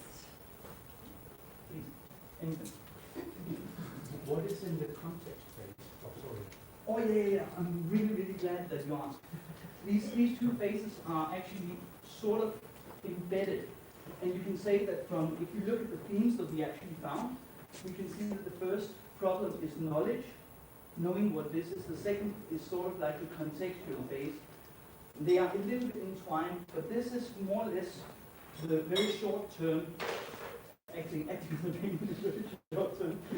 The context phase is more once they have understood when I do this with my knee and I get some kind of alleviation, then we can see a blossoming, and they actually can start to, in sort of analysis terms, we could see that all of a sudden themes, okay, I'm just going to move forward to heaven, themes will emerge where you can see that they would actually get this idea of long-term, that is going well, or long-term deconditioning, which all of a sudden emerges around this phase. And we can see that they become susceptible to information. So they can use information to alleviate their frustration once they feel knee pain, and they can actually take action on the information as well. So that's sort of like the context. They can start to reflect upon this context, or this situation is good for my knee pain, this situation is bad for my knee pain. And then that happens. Yeah. Excellent. Further questions in the break, I encourage you to pick his brain. We'll move on to the second poster, Alessandro. Only 2 minutes, right? This is abstract number 9 for the scientific community.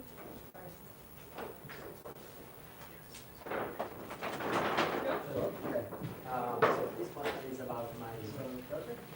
So that I developed about tool to help the general practitioner to manage a relation with knee pain. The idea comes from the fact that 1 in 3 adolescents experience knee pain, and in 2 years after them we still have knee pain. And the thing is that knee pain is really burdensome. It affects participation, school performance, social activities, and the quality of life.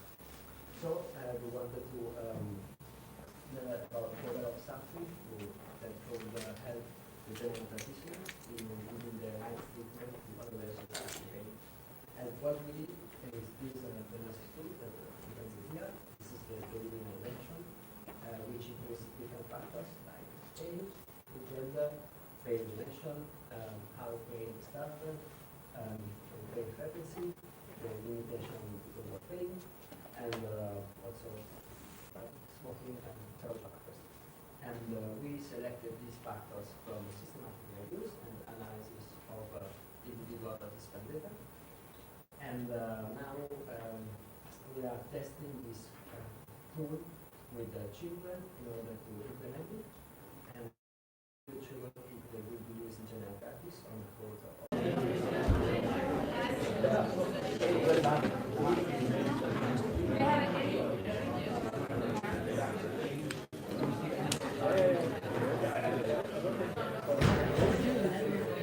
Ja, den skugga jeg ikke.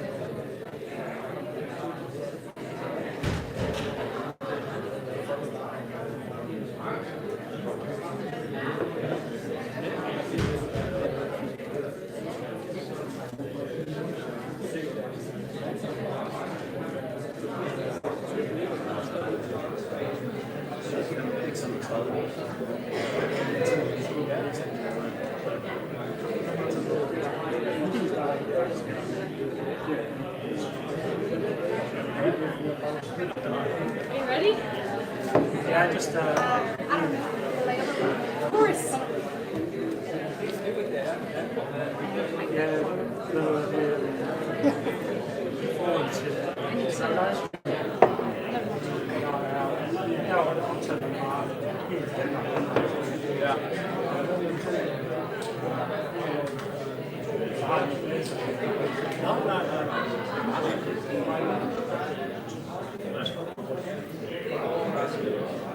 klar til at åbne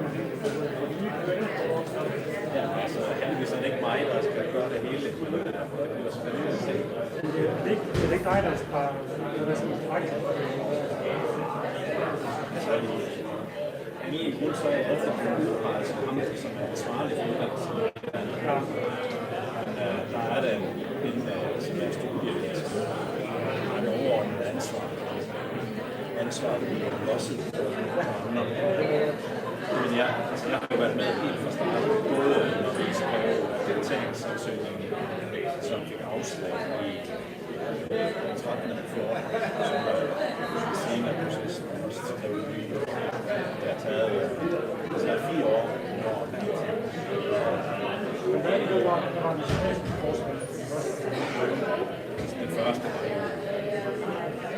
undtaget, der fik afslag, det var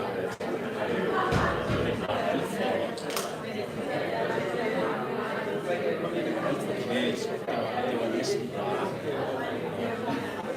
en version. Og det er, altså jeg er 100% enig i komiteens beslutning. Jeg synes, det er ekstremt beslutning. Og så tænker jeg, så skal man bare hellere tage komiteen og bare lave en ny skole som og så og det er Can I put my tablet please? Ja. Men den her har jo langt større, og den havde ingen tilladelse på at være en elevstuderende. Den her kommende har jo halvdelen af STS på den første del. Så der er simpelthen 2/3 på en semester.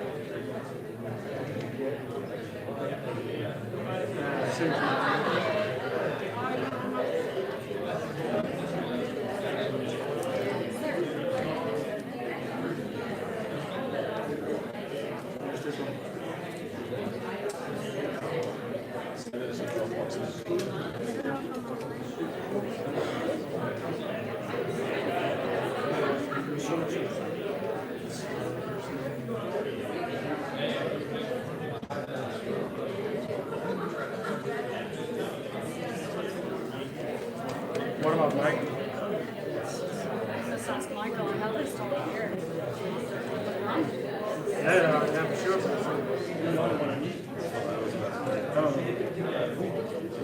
Michael just seems like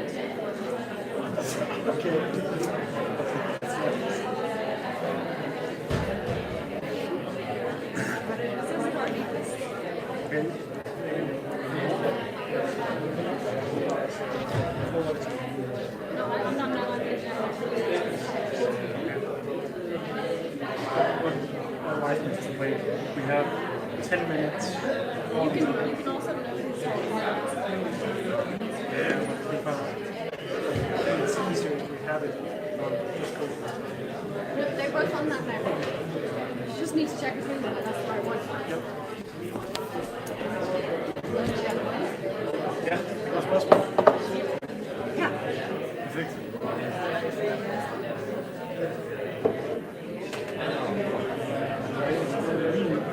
Ja, det kan jeg godt.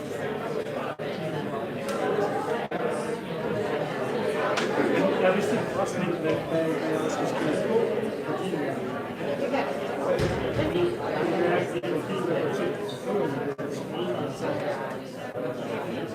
Men det er lidt sjovt faktisk. Altså det kunne det er processen at komme på.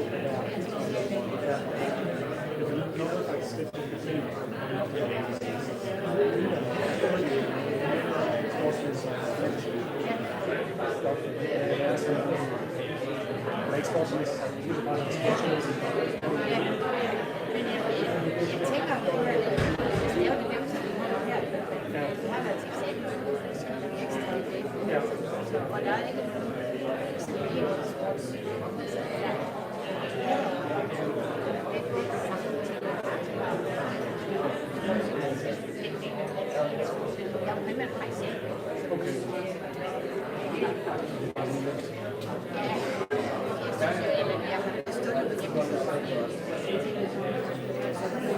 Ja, helt sikkert.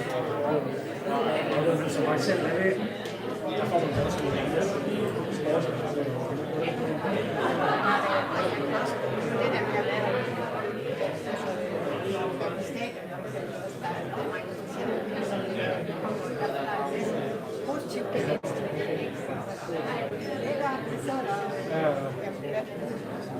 men alt det der opfyldning, hvor mange har du og sådan opfyldning?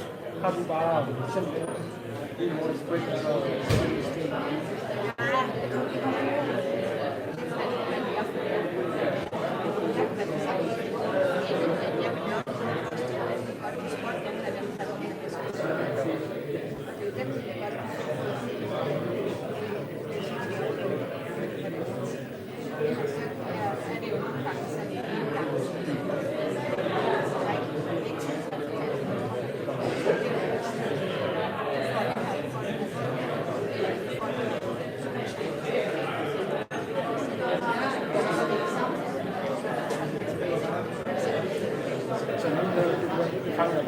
så folder det er en ret vigtig del.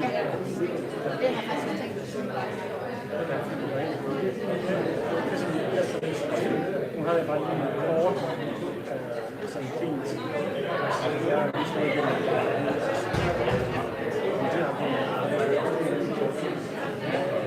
Jeg vil også gerne have det. Det er bare sådan noget.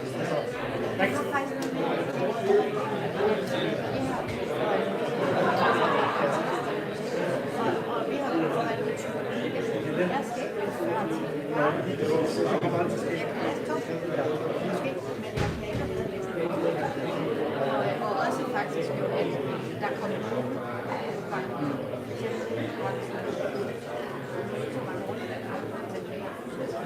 der har jeg også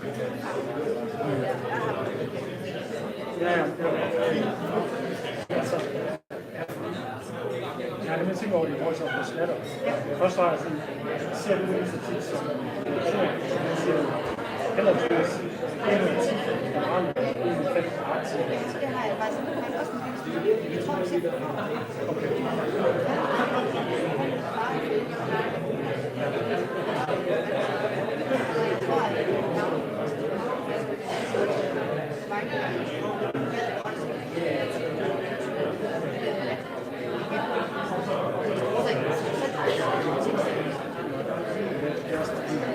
Jeg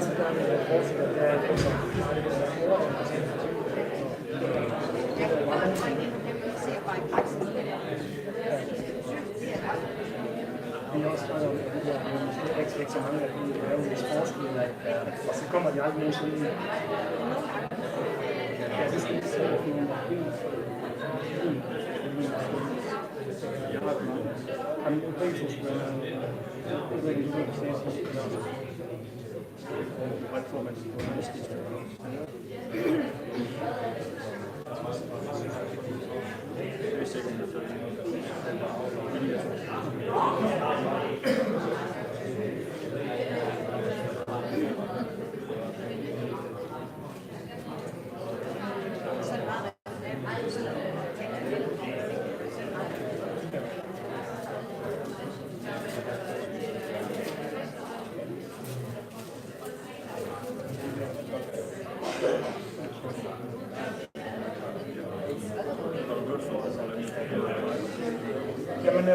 Kasper, hvorfor skal der være god til at skrive noget dansk for dig? Dengang du sagde, at der var noget med lyden, men jeg skrev til ham om det. Der er ikke noget med. Der var lige en gang med det der til at starte med, hvor jamen, det var fordi, at jeg tror, at det der livestream, hvor du skal tage sådan en timer, du starter på 12:50, og det er ikke gjort. Det der, det er jo lige, at der er gået galt der, og så ligesom starte med dem. Og så kommer vi lidt. Men altså, jeg kan se, at der har været nogle rejser til det fedt. Jeg var lidt nervøs for. Så Kasper siger, at jeg gik udenfor på et tidspunkt, hvor man ligger Jesper. Helt fint. Ja. Jeg tror, det bliver okay. Altså, jeg vil sige, at måske godt lave en lidt mere intelligent løsning. Det er fint. Jeg tror, det er okay. Ja, det er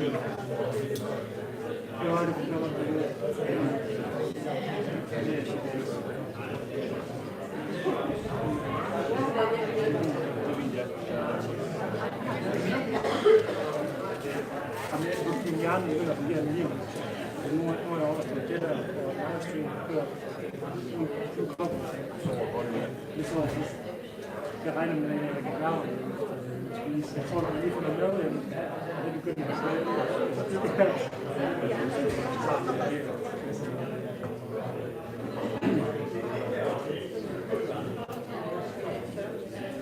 Jeg tænker bare, at det starter med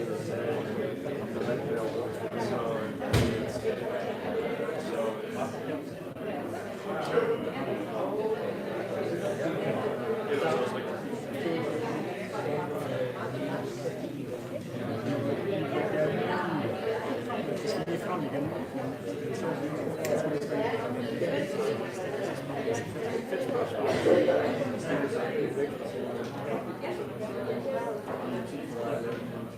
Og han fortalte noget om, at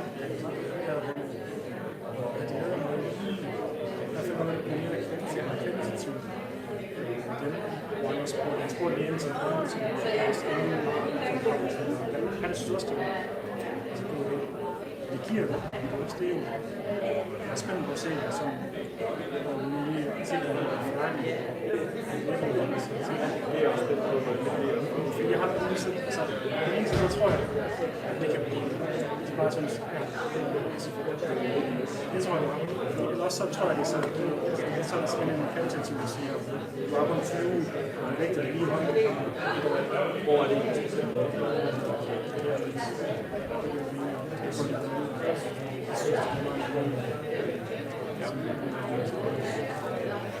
Vi er alle sammen fyret som rigtigt. Jeg er så bedt om at det er helt mange så langt, men jeg kunne også bare med som var kun. Hvordan kan det være så? Jeg bedt om det sammen. Næste år, så er det stik, og så er det bedt om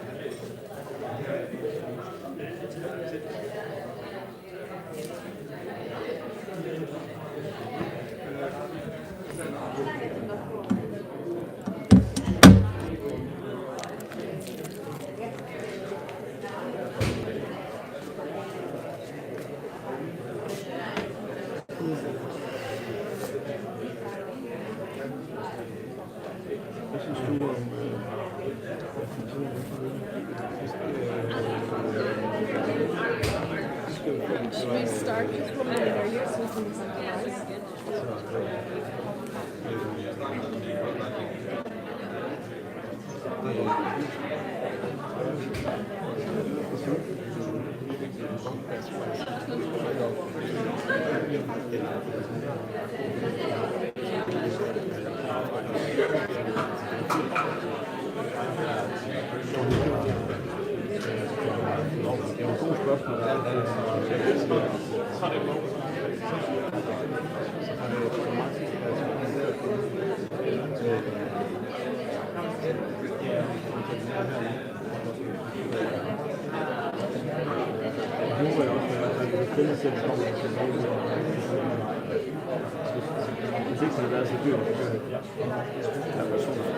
For at give os tid her. Og det er jo det der, hvis ikke det havde været, så havde det jo været noget hold for 26.000 kroner til at bruge det her lokale. Og det er i stedet bare sådan et spørgsmål frekvent, så det vil sige, at det er med lokale og 70 kroner per person for den her dag. Ja, det kører på. Det synes jeg er ekstremt dyrt. Det giver 5.000 for bare at lege her. Det er sådan lidt grund til, at man kan købe det selv. Det er jo sådan her. 50 kroner yderligere. Hvis det er super. For at få en kage også. Det starter til Tine Rollo på det. Det er egentlig derfor, at de kan få mad til politikere, fordi lokalerne her er så dyrt. Det tjener penge på alle dem, som kommer. Mange for eksempel læger og så videre. Det er mange, som synes jeg også.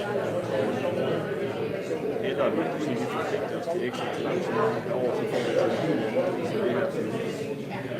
Det er ikke 70 kroner, det er ikke mere end kaffe.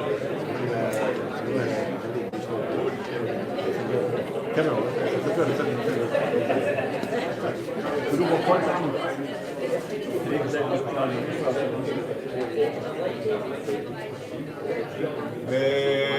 Christian, hvis folk finder pladserne, så prøver vi at komme med en announcement med posteren.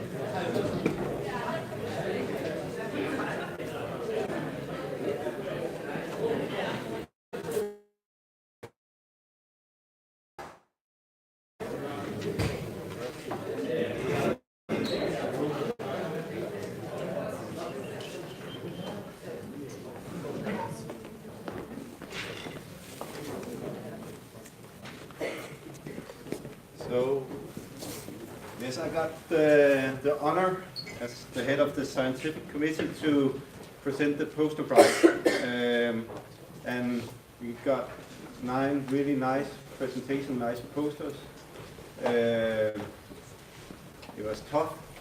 There are some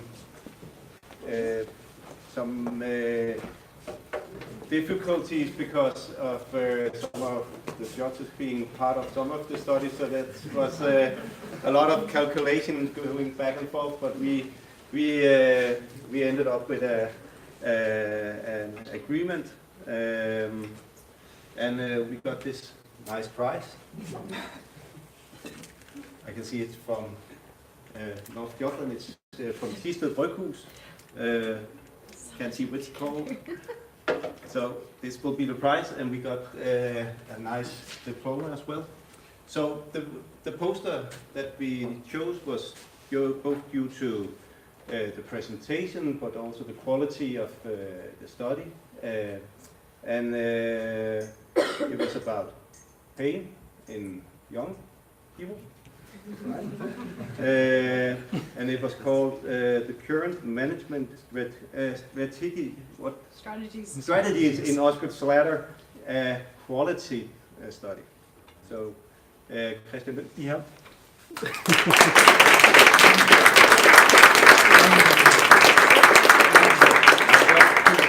Can we get a photo of you together? Yes, of course.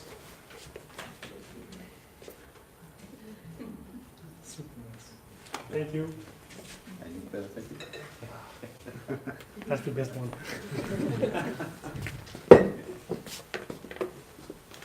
Congratulations, Christian. I think it was a well-deserved, nice presentation. So, in the first section, before the abstract, it was a lot about what do we know, what don't we know, and a lot about the research publications in this area. So now we move from presenting the problem and the science to the application of the science to the patient. So the aim of these next 90 minutes is to have a real-world clinical take on how we can apply everything we've talked to, and also present some of the ongoing work done in UpYouth and our collaborators on how we can actually manage these kids with pain that also have other symptoms. So it's all about the application of the knowledge, the science, to the individual, something that you can hopefully use tomorrow or next Monday. And I want to lead in with a friend and colleague that will deliver the first talk. Helene is a general practitioner in Hobro, but she's not only a general practitioner, she's so much more than that, and she shares my enthusiasm for sports medicine in general and managing the physically active, both youth and adults suffering from musculoskeletal pain complaints. And you're also the team doctor for Hobro Football or Soccer Club. The stage is yours. Welcome, Helene. Tak, Michael, og tak for en flot præsentation. Ja, så behøver jeg ikke at sige en hel masse. Jeg har været praktiserende læge siden 2014 og tog eksamen i idrætsmedicin, også i 2014, fordi jeg altid har haft interesse for det, en stor interesse. Så er jeg faktisk, og det fik du ikke lige sagt med, Michael, det kan jeg lige selv nævne, vi har sådan en klub, eller hvad man nu skal kalde det, det er faktisk en efteruddannelsesgruppe, hvor der også er flere her, der er med. Egentlig så er det i regi af praktiserende læger, hvor vi skal have sådan nogle efteruddannelsesgrupper, eller meget gerne skal have. Der har vi været så heldige, så vi har fået lavet en om bevægeapparats skader eller gener, altså idrætsmedicin, og har praktiserende læger med, fysioterapeuter, rheumatologer og ortopædkirurger, og det fungerer rigtig, rigtig godt som sådan et fagligt forum og et netværk faktisk også. Der er rigtig mange, der har lært hinanden at kende der, og blandt andet er det også der, at ham, der er fysioterapeut på Hobro Superliga-hold, han har prikket til mig og spurgt, om jeg ikke synes, det kunne være sjovt. Og det har så været siden efteråret, og det er ikke kun mig, jeg er en af 3 læger, hvor vi sådan deler lidt om arbejdet. Det kommer vi til. Jeg havde ikke fået sådan en helt fast spørgsmål. Jeg skal mest bare ligesom tage jer igennem den her, eller fortælle en historie, kan man sige, her på H.C. Andersens fødselsdag, jeg ved ikke, hvad vi skal kalde det, men min rejse med bevægeapparatgener, og så centreret om det her med unge med smerter. Så vi går til bare lige kort fortalt sådan en gennemsnitlig dag i praksis. Vi ser 22-25 patienter og har også sådan 6-8 telefonkonsultationer. Derudover har vi sygeplejerskernes spørgsmål, og så er der mails fra både patienter og fra hjemmeplejen, vi skal svare på. Og det kan I godt se, at sådan en der er ikke ret meget tid til overs til hver patient. Og jeg synes egentlig, det er ærgerligt. Samtidig så er det jo det, der er præmissen for, at praksis fungerer effektivt og billigt. Så jeg er ikke som sådan ked af det. Jeg tænker bare, at vi skal have det til at fungere. Og elsker alsidigheden i, at der er så mange, jeg ser forskellige mennesker, kroniske sygdomme og alt muligt andet. Men det fedeste, det er, når der kommer en skulder eller et knæ eller et eller andet. Og i det her helt lukkede forum, kan jeg jo godt tillade mig at sige, at det allerfedeste, det er, hvis det er en fodboldspiller. Men det er ikke så tit, og jeg synes, at de almindelige gener, de er næsten lige så sjove. Og det er også ligegyldigt, om det er børn eller voksne, men børn og unge har jo en særlig plads, fordi at jeg tænker, at det er der, det er vigtigt, at vi prøver at flytte noget, og flytte nogle, også nogle gange flytte nogle lidt andre ting, end kun at behandle. De hyppigste kontakter i praksis fordeler sig nogenlunde sådan her. Og jeg tror, jeg har flere bevægeapparatsgener end gennemsnittet, fordi jeg er interesseret i det, og fordi vi er en stor praksis, så nogle af de andre sender over til mig. Og det, der så ikke står her, det er jo dels, at der også er nogle hjerteklager, og også at en del af vores dag går med kroniske patienter, kontroller af dem for eksempel. Og når vi så ser på de her gener, så er det 16% af de her bevægeapparatsklager, det er så unge 10-19-årige, der udgør dem, og af patienter med klager fra ryggen, der udgør unge 10-19-årige 8% af det. Så det er en pæn del, men jeg tænker faktisk, det er for lille en del. Jeg tænker, der er flere af dem. Og jeg synes også, at det jeg overvejende ser, det er de akutte skader. Det er de forvredne ankler og håndled, de har slået, og dem, som vi ofte ville skulle henvise videre, i hvert fald til et røntgenbillede i første omgang, og så der ellers håndtere. Og hvor mange af dem jo, i hvert fald i vores optik, forsvinder af sig selv. Vi har alt for få af overbelastningsskaderne. De bliver håndteret andre steder, tror jeg. Og jeg tror desværre heller ikke, at det er hos fysioterapeuterne, fordi det kunne jeg sagtens stille mig tilfreds med. Jeg tror, de bliver håndteret i klubberne og derhjemme og andre steder. Og det kan på sin vis også være godt nok, men jeg tror, vi har en hel del at byde ind med der, som man godt kunne arbejde på.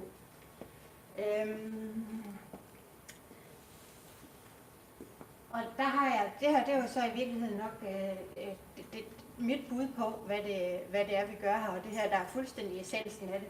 Så kunne jeg godt have peppet det slide lidt op, men nu bruger vi tiden på at snakke lidt om det i stedet for. Også fordi det ikke, jeg tror, det er ikke min opgave ligesom at fortælle jer præcis, hvad det er, vi gør ved dem her, men jeg har et form for bud på det. Og en del af det går ud på, at vi skal se dem, og vi skal være opmærksomme på, at vi er deres første kontakt. Så vi skal tænke rigtig, rigtig meget over, hvordan vi hjælper dem med at håndtere smerterne, hvilke ord vi bruger, og hvordan vi guider dem videre. Og om vi kalder det, at vi behandler dem, eller om vi allerede begynder at snakke om at håndtere smerterne, eller vi skal tænke rigtig meget over, hvordan vi siger de ting til dem, hvordan vi prøver at hjælpe dem videre, og netop over de signaler, vi sender. Og så tænker jeg jo, at en del af behandlingen, det er informationen. Den er enormt vigtig, både til barn og forældre, om netop, hvad det er for nogle tilstande, og hvordan, igen det her med, at smerter er ikke farlige. De er ikke nødvendigvis tegn på, at der er gået noget i stykker. Det kan det godt være helt akut, men det kan være nogle signaler, de her smerter, og nogle, som vi kan rette os efter, og som vi kan hvad skal vi sige, jeg netop bruge til at skrue på træning og andet, men at det er ikke farligt at have ondt, fordi det bliver de også nødt til at have med videre. Men når så det er sagt, så er det jo et kæmpe problem for dem med de her smerter. Og der tror jeg altså, at vi kan hjælpe en del af dem ude ved os med at hjælpe dem med at skrue ned og bygge langsomt op. Og så er der en del, der har så stærke smerter, at vi har svært ved at hjælpe dem ordentligt. Det er jo så nogle af dem, som vi skal have hjælp til, hvor vi skal have noget fælles behandling, eller vi skal sende dem videre ind i sekundærsektoren.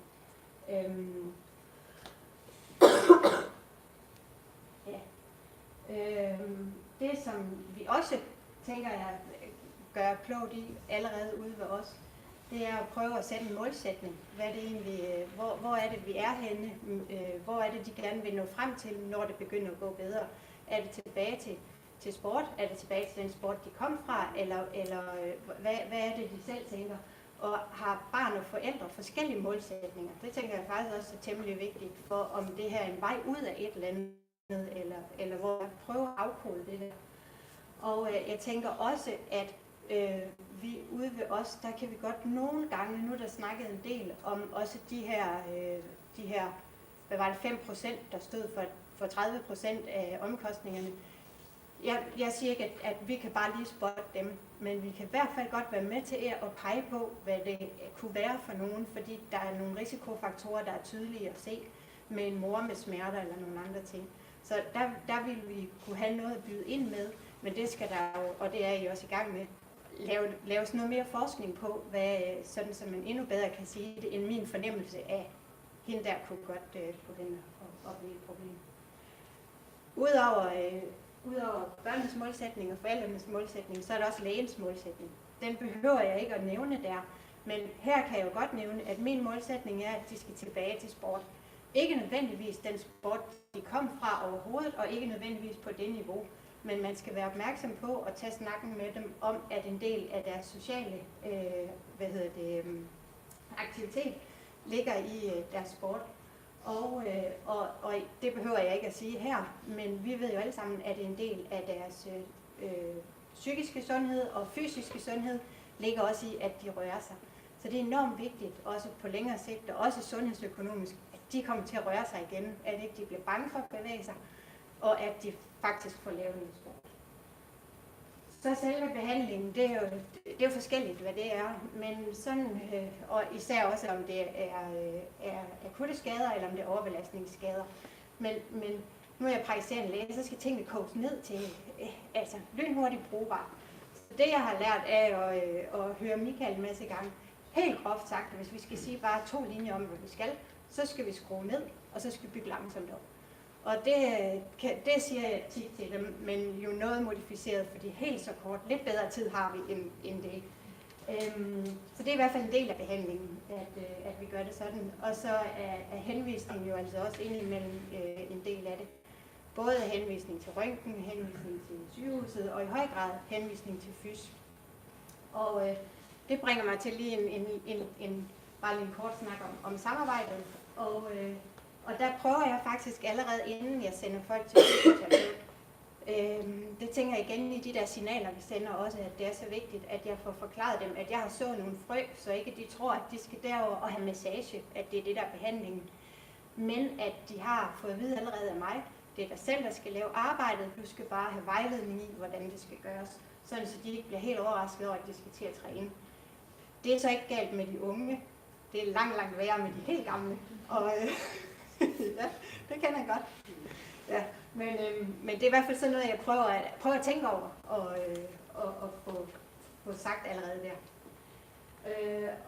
Og samarbejdet, det kan simpelthen ikke siges nok, hvor vigtigt jeg synes, det er. Og det gælder, og der er sikkert en masse flere punkter end dem, jeg har skrevet op her. Men det er jo i hvert fald netop sundhedspersonale og forældre og trænere og skole og hvad det ellers måtte være. Og der er faktisk også, det oplever man indimellem nogen, der kommer og har ondt og gerne vil fritages for idræt.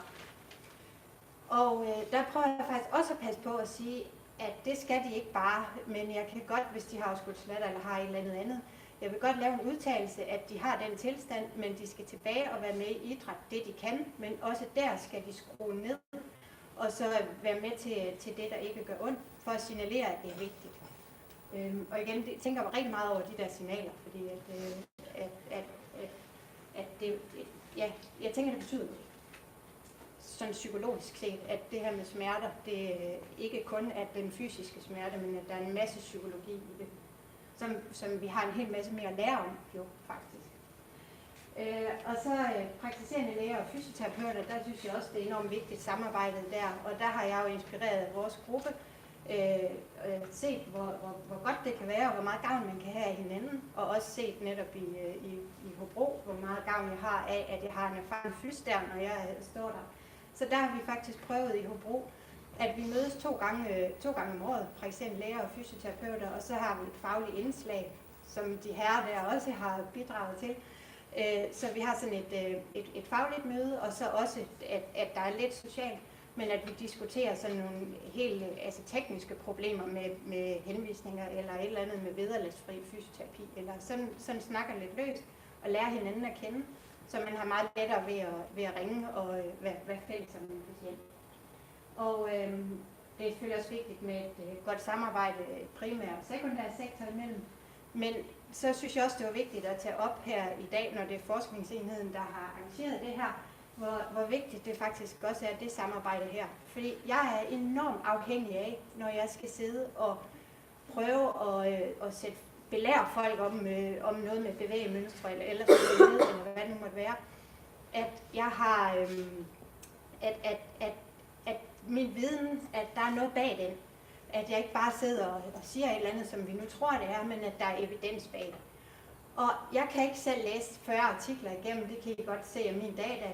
Det giver slet ikke nogen mening, at jeg skal læse så mange artikler. Måske et par stykker, og især til, når vi mødes i den her gruppe. Men allerhelst sådan en pamflet. Sådan en pamflet. Det kan jeg godt finde ud af at læse, og læse grundigt, sådan at jeg kan give den videre lynhurtigt til folk. Og hvis jeg selv tror på det, så lægger jeg meget bedre energi i, og meget bedre til at forklare dem, hvorfor det hænger sådan der sammen. Og at de kan tydeligt mærke, at det tror jeg på. Og jeg kan også godt finde på netop at signalere, det her det er noget, jeg ved noget om. Selvom jeg ellers er usikker og utryg ved alt muligt andet, så prøver jeg at lade skinne igennem. Det her, det ved jeg faktisk noget om. Og det er forskelligt også, det skal man jo ikke, det er jo et rigtig dårligt princip, at starte med at trykke lige der, hvor det gør allermest ondt. Men det kan faktisk godt finde på, for at de kan se, at jeg ved, hvad de snakker om. Er det der gør, au, det, og så igen, det er fordi, jeg ved noget om det. Og det, du skal gøre ved det, det er sådan her. Og der er sådan nogle folder, de er bare rigtig gode. Det er nogen, vi kan bruge. Og derfor så tænker jeg jo også, at det er vigtigt, at vi hjælper til, sådan at I kan få patienterne til at kunne ende med sådan et produkt her. Så der prøver jeg at bidrage, når forskningsenheden byder ind med et eller andet. Ja. Så har jeg en lille case med. Og det er fordi, kender I det? På første semester, du er medicinstuderende, så må du vide, hvad den her dims er. Eller jeg har haft ondt i knæet nu i 1,5 år. Pis. Okay. Det er så faktisk gået hen. Kender I det? Ja. Det er gået hen og blevet omvendt for mig. Er der ikke nogen, der har en sjov sygdom, vi kan snakke om? Ej, det passer ikke helt. Men jeg kan simpelthen ikke lade være, hvis der sidder nogen, og min dreng har ondt i knæet, eller simpelthen ikke lade være med at blande mig. Og det er ikke altid, at det er særlig smart. Men der er det igen, jeg synes, når det er noget, jeg ved noget om, så bør jeg også byde ind med det. Jeg var til, det var sådan en sommerfest. En 13-årig dreng, han er knæsmerter i forbindelse med aktivitet. Det er øverst på underbenet, siger hans mor, og han har sådan en knold der. Det ved I alle sammen, er det ikke rigtigt? Ja, det gør jeg også, uden overhovedet at have hænderne på ham.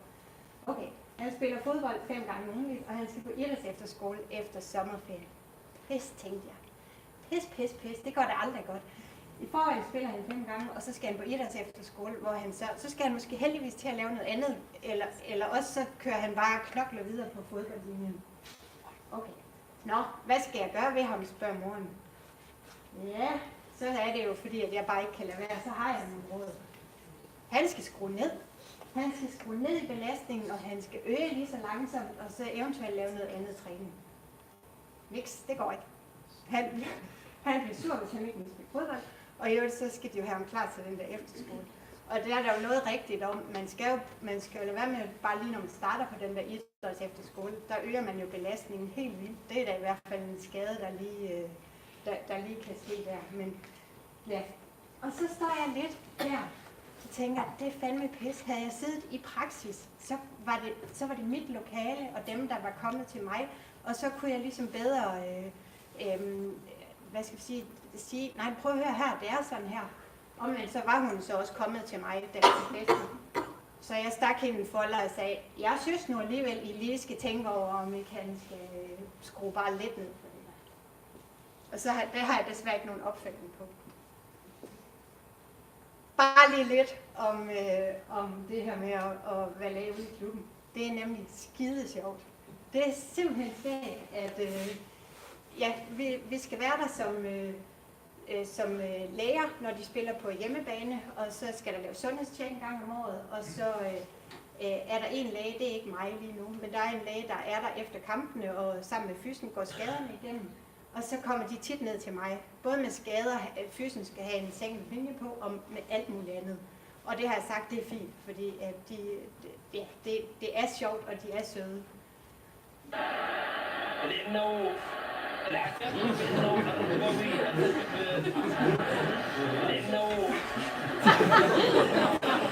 Det første, jeg tænkte på, da jeg startede, det var, du må ikke gøre skade. Jeg tror ikke, jeg gør det endnu.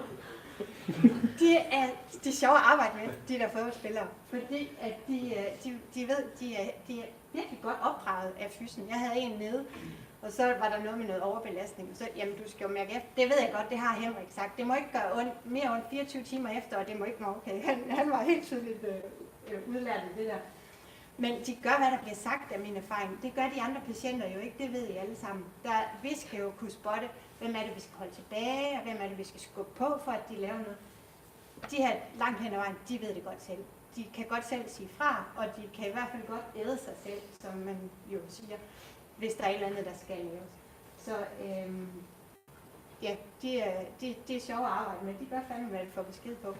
Og man har heller ikke samme frygt for Styrelsen for Patientsikkerhed. Jeg har prøvet flere gange, og så vil jeg informere dem ordentligt, for det skal man jo. Man skal have en informeret samtykke om en eller anden behandling. Og der har jeg været i gang, og sådan og sådan og sådan. Ja, du gør bare det, du finder bedst. Det gider jeg ikke høre det der. Okay. Det er en lidt anden støbning, men det er så sjovt.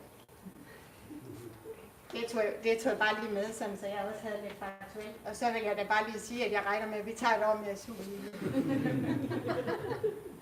Tak!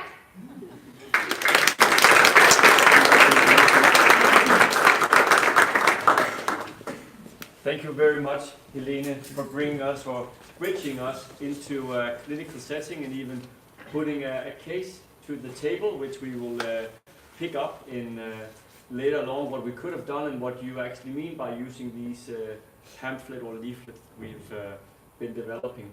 Any questions? Good. So what do you find is the most challenging with the youth?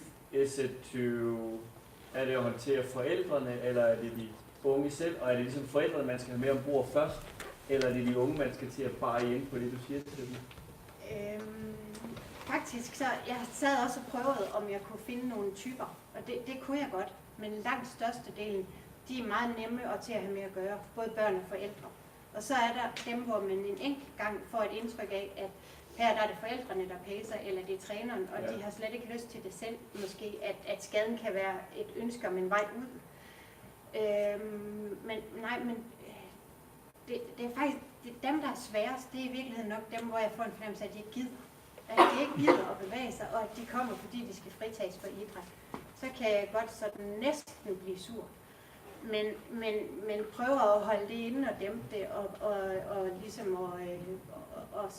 hvad skal vi sige, sælge bevægelsen med nogle andre ting, at de fleste, så behøver man ikke at løbe, men de fleste bliver en lille smule gladere af at gå en tur en gang imellem, eller prøve lige så stille at snige det ind, fordi der skal man godt nok passe på, hvor man sætter barren med dem.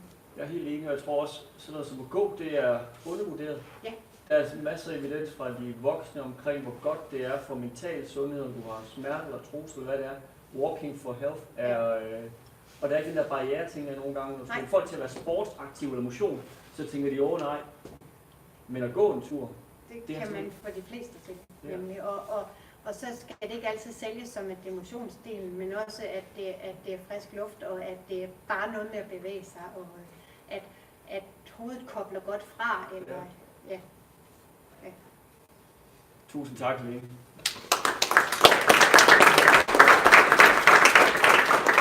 So with this young case, 13-year-old wasn't suffering from musculoskeletal, as all of you would have known, but he instead came to Helene to this party, and the mom said, well, he's actually suffering from back pain. He's been having these on and off episodes of back pain for the last 6 months. It's actually gotten a bit a bit worse now. Now it's actually impacting his ability to participate in social activities with his friend or playing football. What do we do then?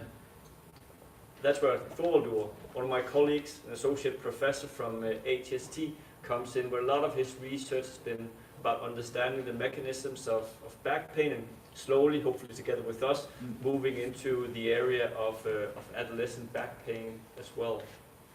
The floor is yours. Thanks, Michael. Thanks for the invitation. It's delightful to be here. As Michael said, I'm working at the university, which is just across the street, this direction.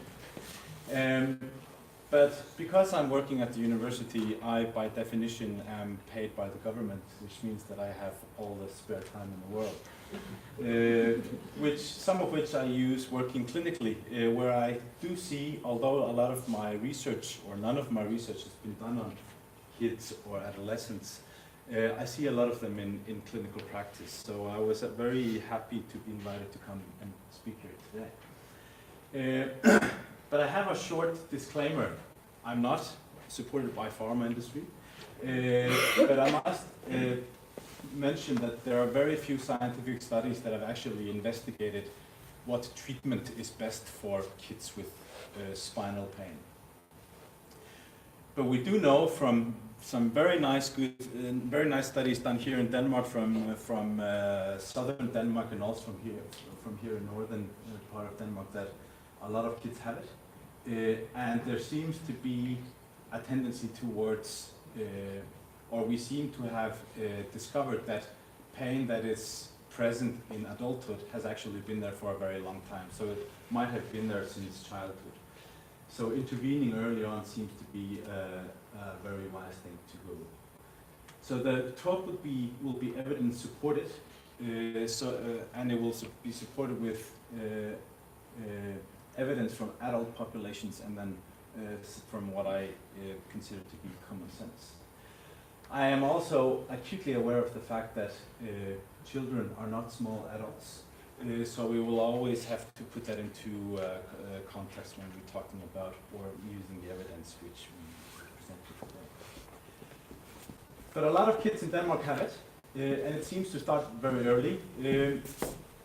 This has been mentioned earlier today, but the question is, would it be good for us to try and prevent it?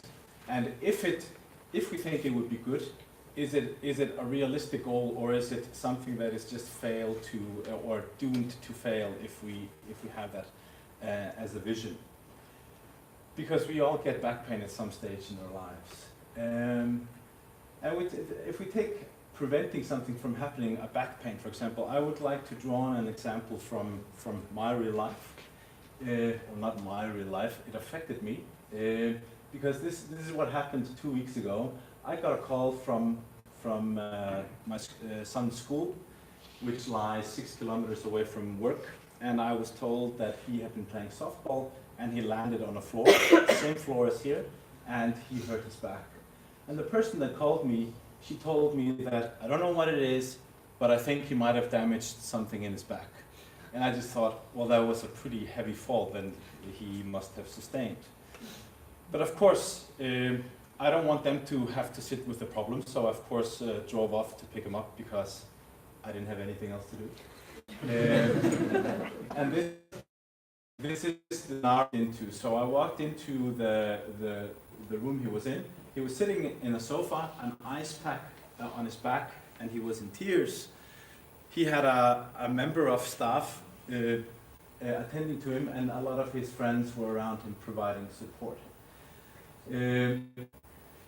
I'm not going to say that there was nothing wrong with him, because he was apparently in a lot of pain, but doing a quick examination of him revealed that he subjectively had a lot of pain, because he told me so. He had a big problem walking towards to put his clothes on, and he told me that he would probably have to skip football practice, which was starting in 1.5 hours, which in my view at that point seemed to be very reasonable. So if we summarize, what probably happened, or what seemed to happen, was that he sustained an injury. I think it's fair to say that, because if you fall and land on a concrete floor, it probably does hurt, and it probably does evoke some nociceptive signals, and it probably gives you a pretty handsome bruise. But it's very interesting also that if we just think about what he might have been thinking, because I didn't ask him, but what's probably going through his mind is that he hurt his back and it really hurts. The grown-ups are pretty worried because they called my parents. He was also told that he might have damaged something. This is something that I learned later on. And his dad came as quickly as he could. When we got into the car, and he was still in agony, of course, I asked him, do you want to try go to soccer practice? Because I wanted to see how far I could push him. And he said, well, I might go and just stand and watch because I'm very concerned that it might get worse since I have something pinched in my back. And I just thought, I have to try and overrule that, because this is something that this is not something that a 9-year-old will just, he doesn't even know how to Google. So I had to overrule that. So I draw the doctor card. So I said, look, I had to overrule the information that had been given to him. So I told him, look son, I'm an expert. This is what I do. And you probably didn't damage anything. I acknowledge that it hurts a lot. It's happened to me a lot of times, which is a lie. But I told him, I do know that it hurts, but it's probably going to get better. And then I said, well, if you damage something, you couldn't have walked to the car, and you wouldn't be able to sit, and it would be so much worse. And then it sort of, he stopped crying, and then after half an hour he said, look, I'm going to go to practice and just see how much I can do. And then he went to practice, and he finished practice as normally. He was really, really sore when he woke up the morning after, which is absolutely fair enough, because it probably did hurt, and he probably did get a small injury. But I'm just thinking, this could easily have escalated towards something that became a big problem.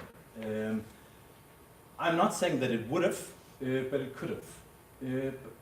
But I'm just thinking well, not everybody is fortunate enough to have a doctor for that. Neither is my son, actually, but I'm not that kind of doctor anyway. But it's funny that if we look into adults, Howard Leventhal has put forward this common sense model. So he's trying to look at how patients make sense of their pain. So it's really, really funny to see that even though my son is only 9, he was already in the acute stage, starting to try and see sort of, how does this work? Like, what happened? What are the consequences of what happened? And how will that potentially affect my future? Of course, he was not thinking, I will never be able to play soccer again. That's not where we were at. But it's funny that it doesn't take a long time for these things to develop. And of course, if you have people giving you ideas about something be damaged or hurt or pinched, it's probably going to, or it might potentially perpetuate the problem. So this would be the common sense model. But if we just take the reality here in Denmark, often it seems like we forget common sense and we start making assumptions which fit our narrative. A very good example of this is the big hype about the text neck, which was in the media some time ago, where we sort of assume that our overuse of tablets and modern smartphone technology is causing our kids to have sore necks and backs. Of course, failing to acknowledge that a lot of other activities that aren't related to smartphones require also a big load on the neck if we're just concerned about the biomechanics. Of course, we can always think, well, what are the kids not doing instead of spending all that time on the tablets? And that would probably be exercising and being physically active. Another thing that always, I'm not going to say it irritates me, but it always sort of gets to me every fall here in Denmark and all around the world. They have this guide around what type of school bag should you get for your kid. And then they have occupational therapists and physios and chiropractors maybe giving advice on what's the best school bag to have. And you would always think, well, how did you ever find that it's supposed to be only 15% of your own body weight you should carry on your back, on your shoulders? You could always argue that a kid which is overweight, that they are allowed to carry more weight on their shoulder, which wouldn't make any sense. And also, if you're thinking like having the pocket on the side of the school bag where you have the bottle of water, you're thinking if you have a large bottle of water filled with water, it doesn't weigh more than a kilo. And do you really think that it's going to have such a big impact on your kid's back that having 1 kilo on one side for a very short period of time, that period that takes you walking from the car to school, because that's pretty much the time they have the school bag on their back. I'm not saying that there's something wrong with this. I would always just think, pick a school bag that you think is nice, and something that you can carry on your shoulders because it's more comfortable than the other, and of course something that is made of, nice material. But the kids aren't going to use it if it looks ugly. But it's the fear mongering which is the problem, because we're sort of we're indirectly telling people that our kids are fragile and we have to take care that we don't overload their backs, and that if we do, they might go down the path of becoming people adults with chronic back pain. It's funny, they did a study in the RAIN cohort. They looked at the duration of or how long you carry a school bag. So this was done on 1,202 adolescent kids. And it was funny that carrying a school bag for more than 30 minutes daily increased the risk of having neck and shoulder pain, but only if it was associated with having an inactive form of transport to school. So it's funny, and those that walked or rode their bike to school, it seemed to reduce the load of the school bag on their neck and shoulders.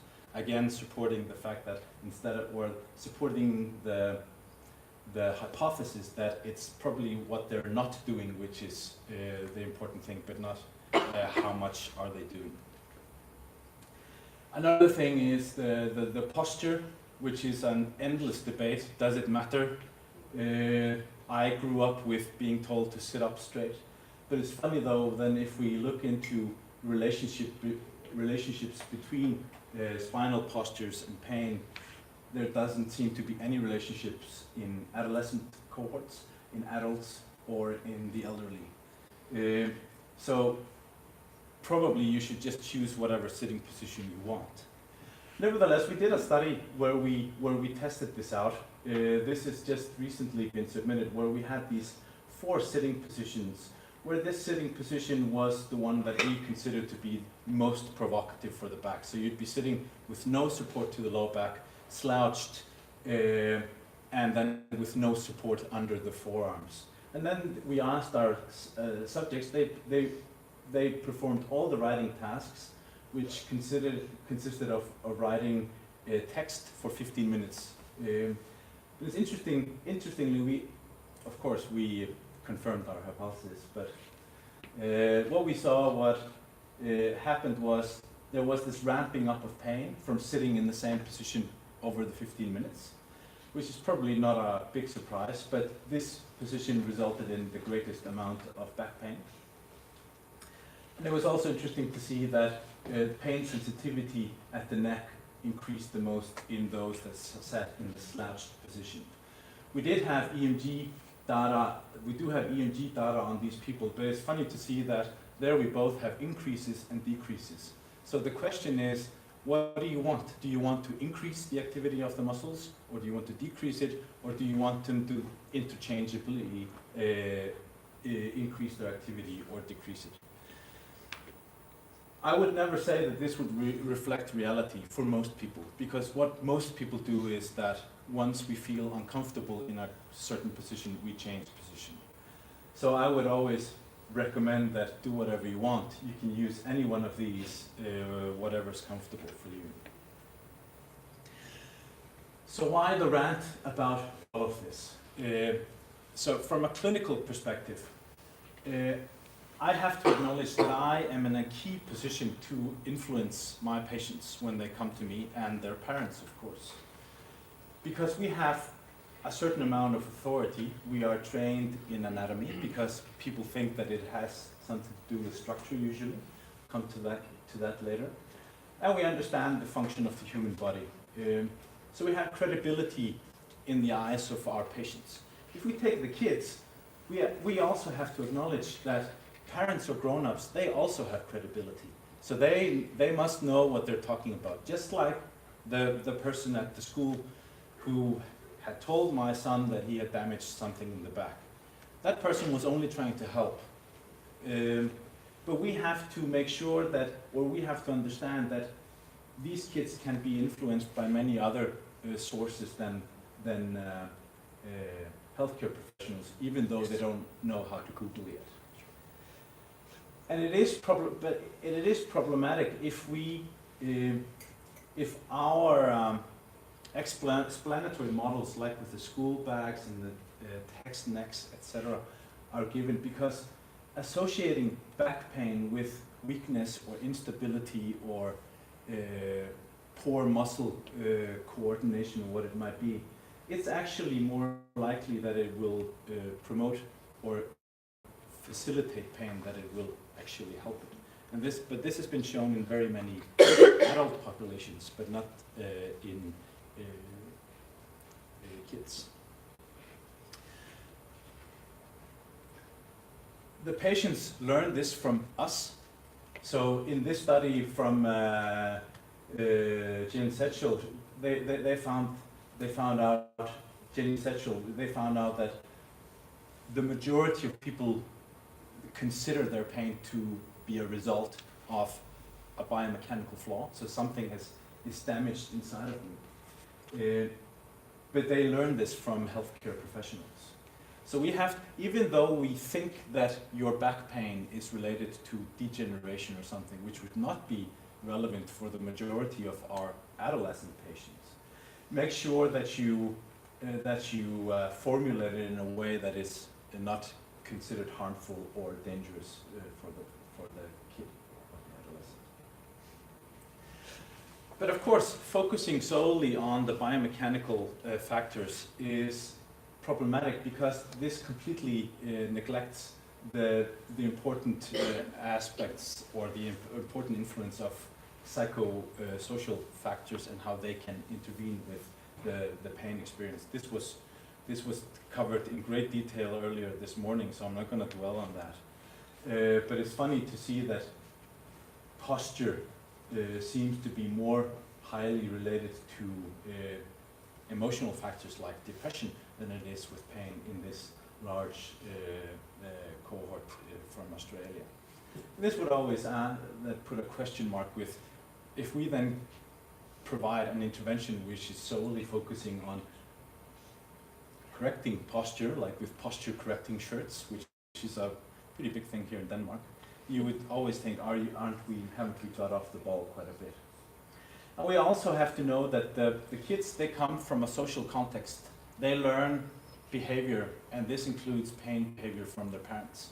So catastrophizing, thinking, fear avoidance behavior, etc.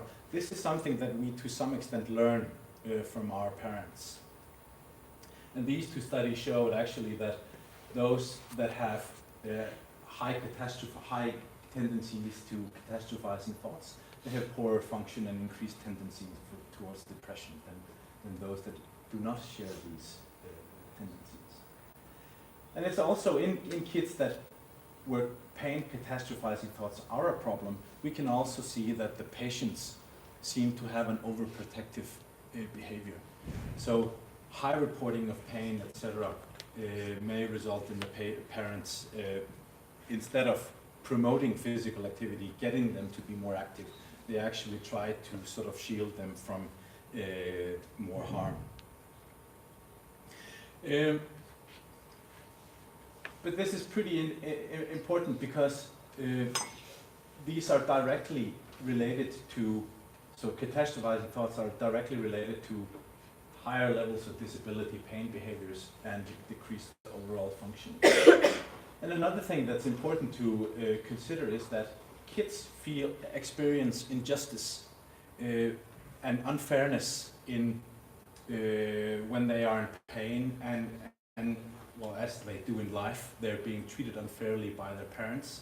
There is something that here is a phenomenon which is not controllable by them. They have no autonomy over it. And this can also relate to higher levels of pain intensity and catastrophizing thoughts.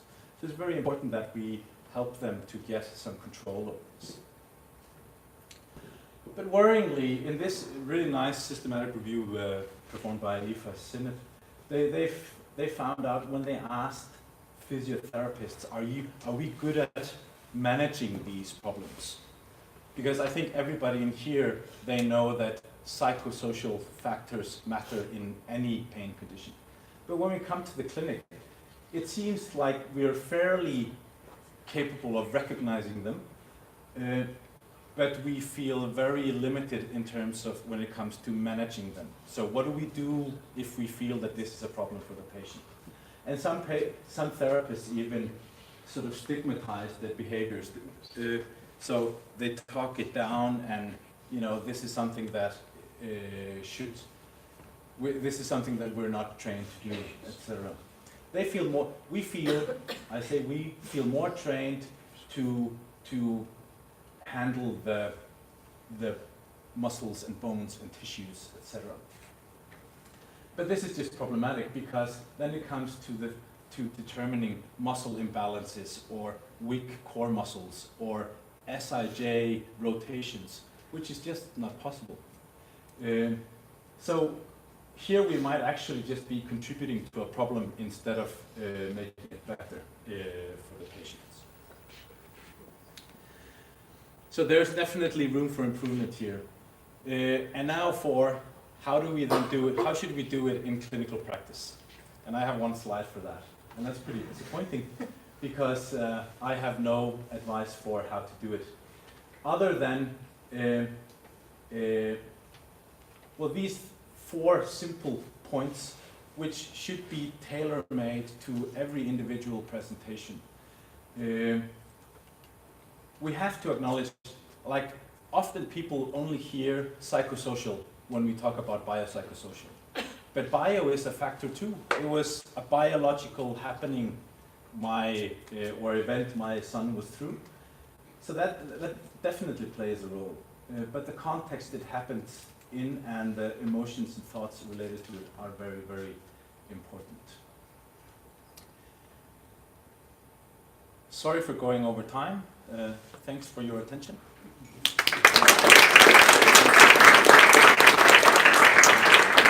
Thank you very much, Thorvaldur. We have time for one question. So, Alexander? Actually, I have 2. No, one. Pick the best one. Okay.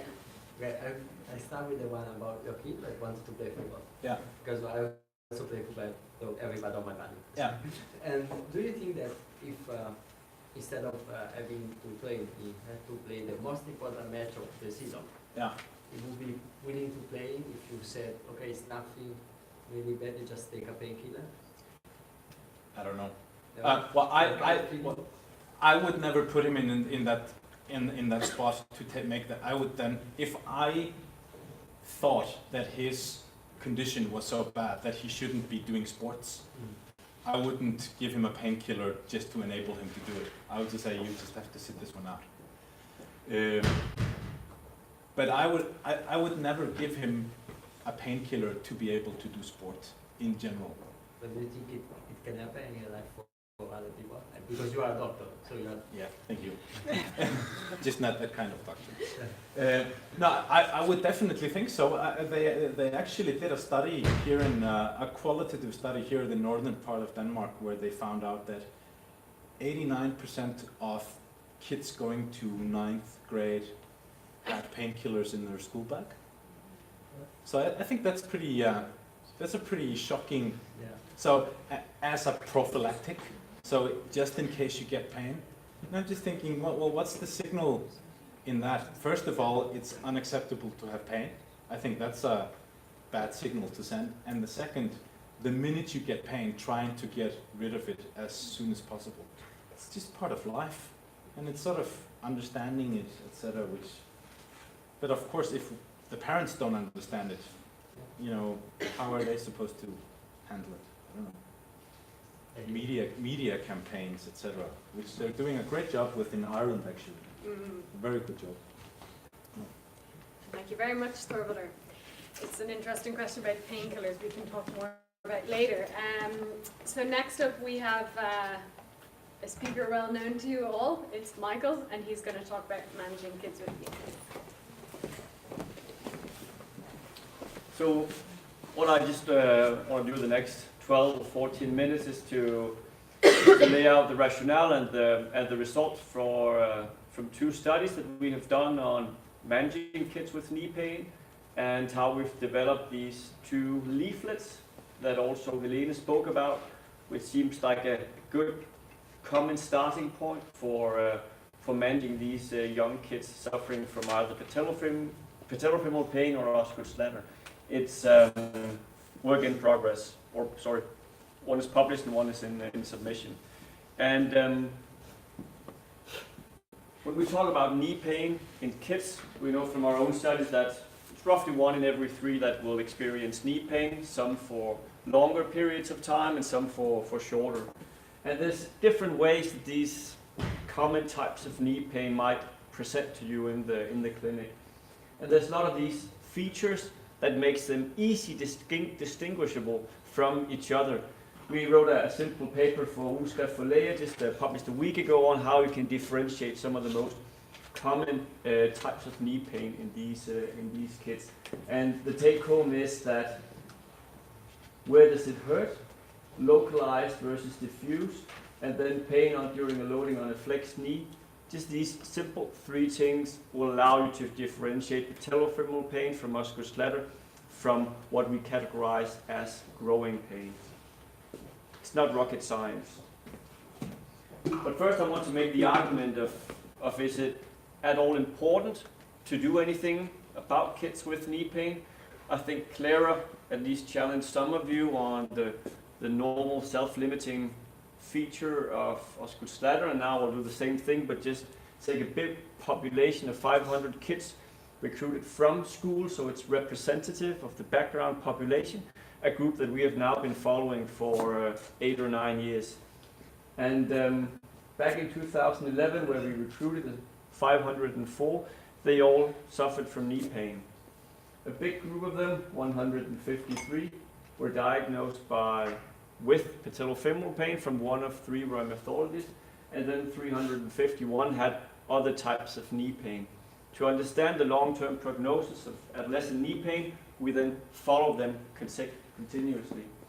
And here in 2016, where we followed them up the last time, the next time will be the 10-year follow-up, roughly 40% still experience knee pain, at least on a weekly basis. A bit higher in those with patellofemoral pain compared to those with other types of knee complaints. And importantly, 1 in every 7, it influenced their choice of job or career choices. 1 in every 3, now that we're talking from total, 1 in every 3 used painkillers to self-manage their pain, 1 in every 3. And 40% either stopped or reduced their sports participation due to their knee pain.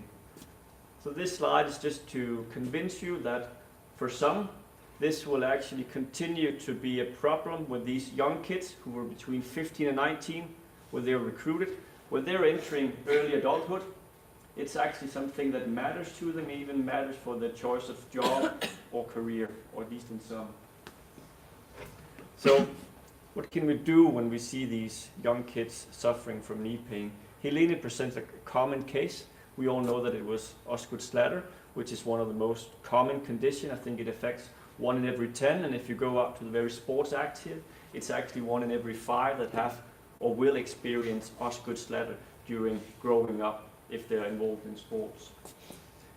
But I think as a researcher, but also partly interested in the clinical side of things, if we go into the current evidence base, if we look into Cochrane, for example, for managing patellofemoral pain, they will just say you should just use exercise therapy. And then as a physiotherapist interested in exercise therapy is actually quite a lot of different things. You can do it in a number of different ways. You can do it once per week, you can do it 5 times per week. You can do a number of different things that would be considered exercise therapy.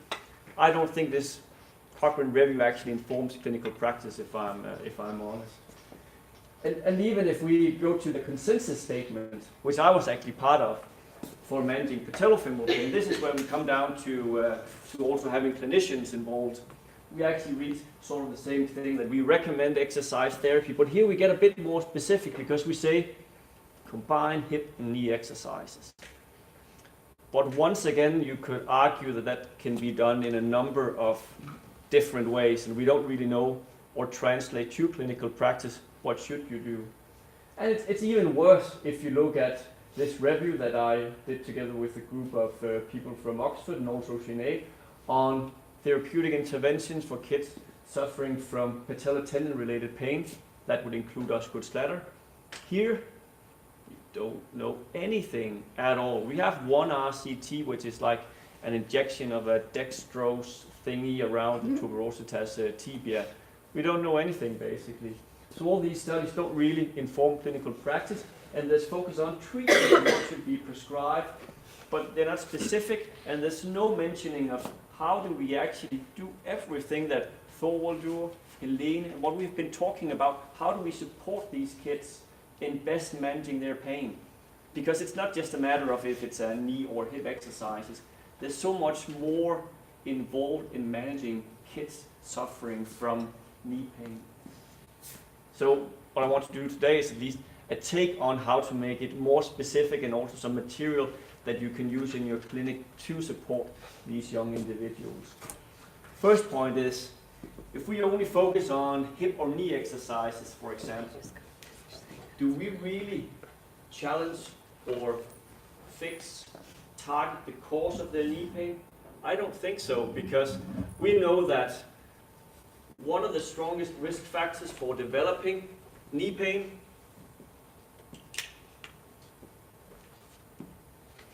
is actually too much, too soon, too rapid increases in sports. I would best bet that if you go into a background population of people that are not doing sports, if you go out, push them and have a whip or a stick and you make them run a marathon, they will get some kind of an overuse pain complaint. It's common sense. But none of these guidelines, as the Cochrane or anything, talk about how can we manage training loads, how can we support them in doing what Helene said, down and then building up back again. If you find anything, it will be in Osgood-Schlatter, where the narrative review suggests that they should just rest until they feel better and then go back. But I don't think that's a common sense at all, because recommending rest in such a young population can also have important detrimental consequences, because coming from being active, being happy, being with your friend, and then advising rest, besides the negative consequences of physical inactivity, you're taking a young individual out of their social construct where they thrive, where all their friends are. It's a don't do it, or at least be careful. So first off, of course, is to do what Helene said, talk about training load versus the capacity to handle load, because if the training load is too high compared to what you can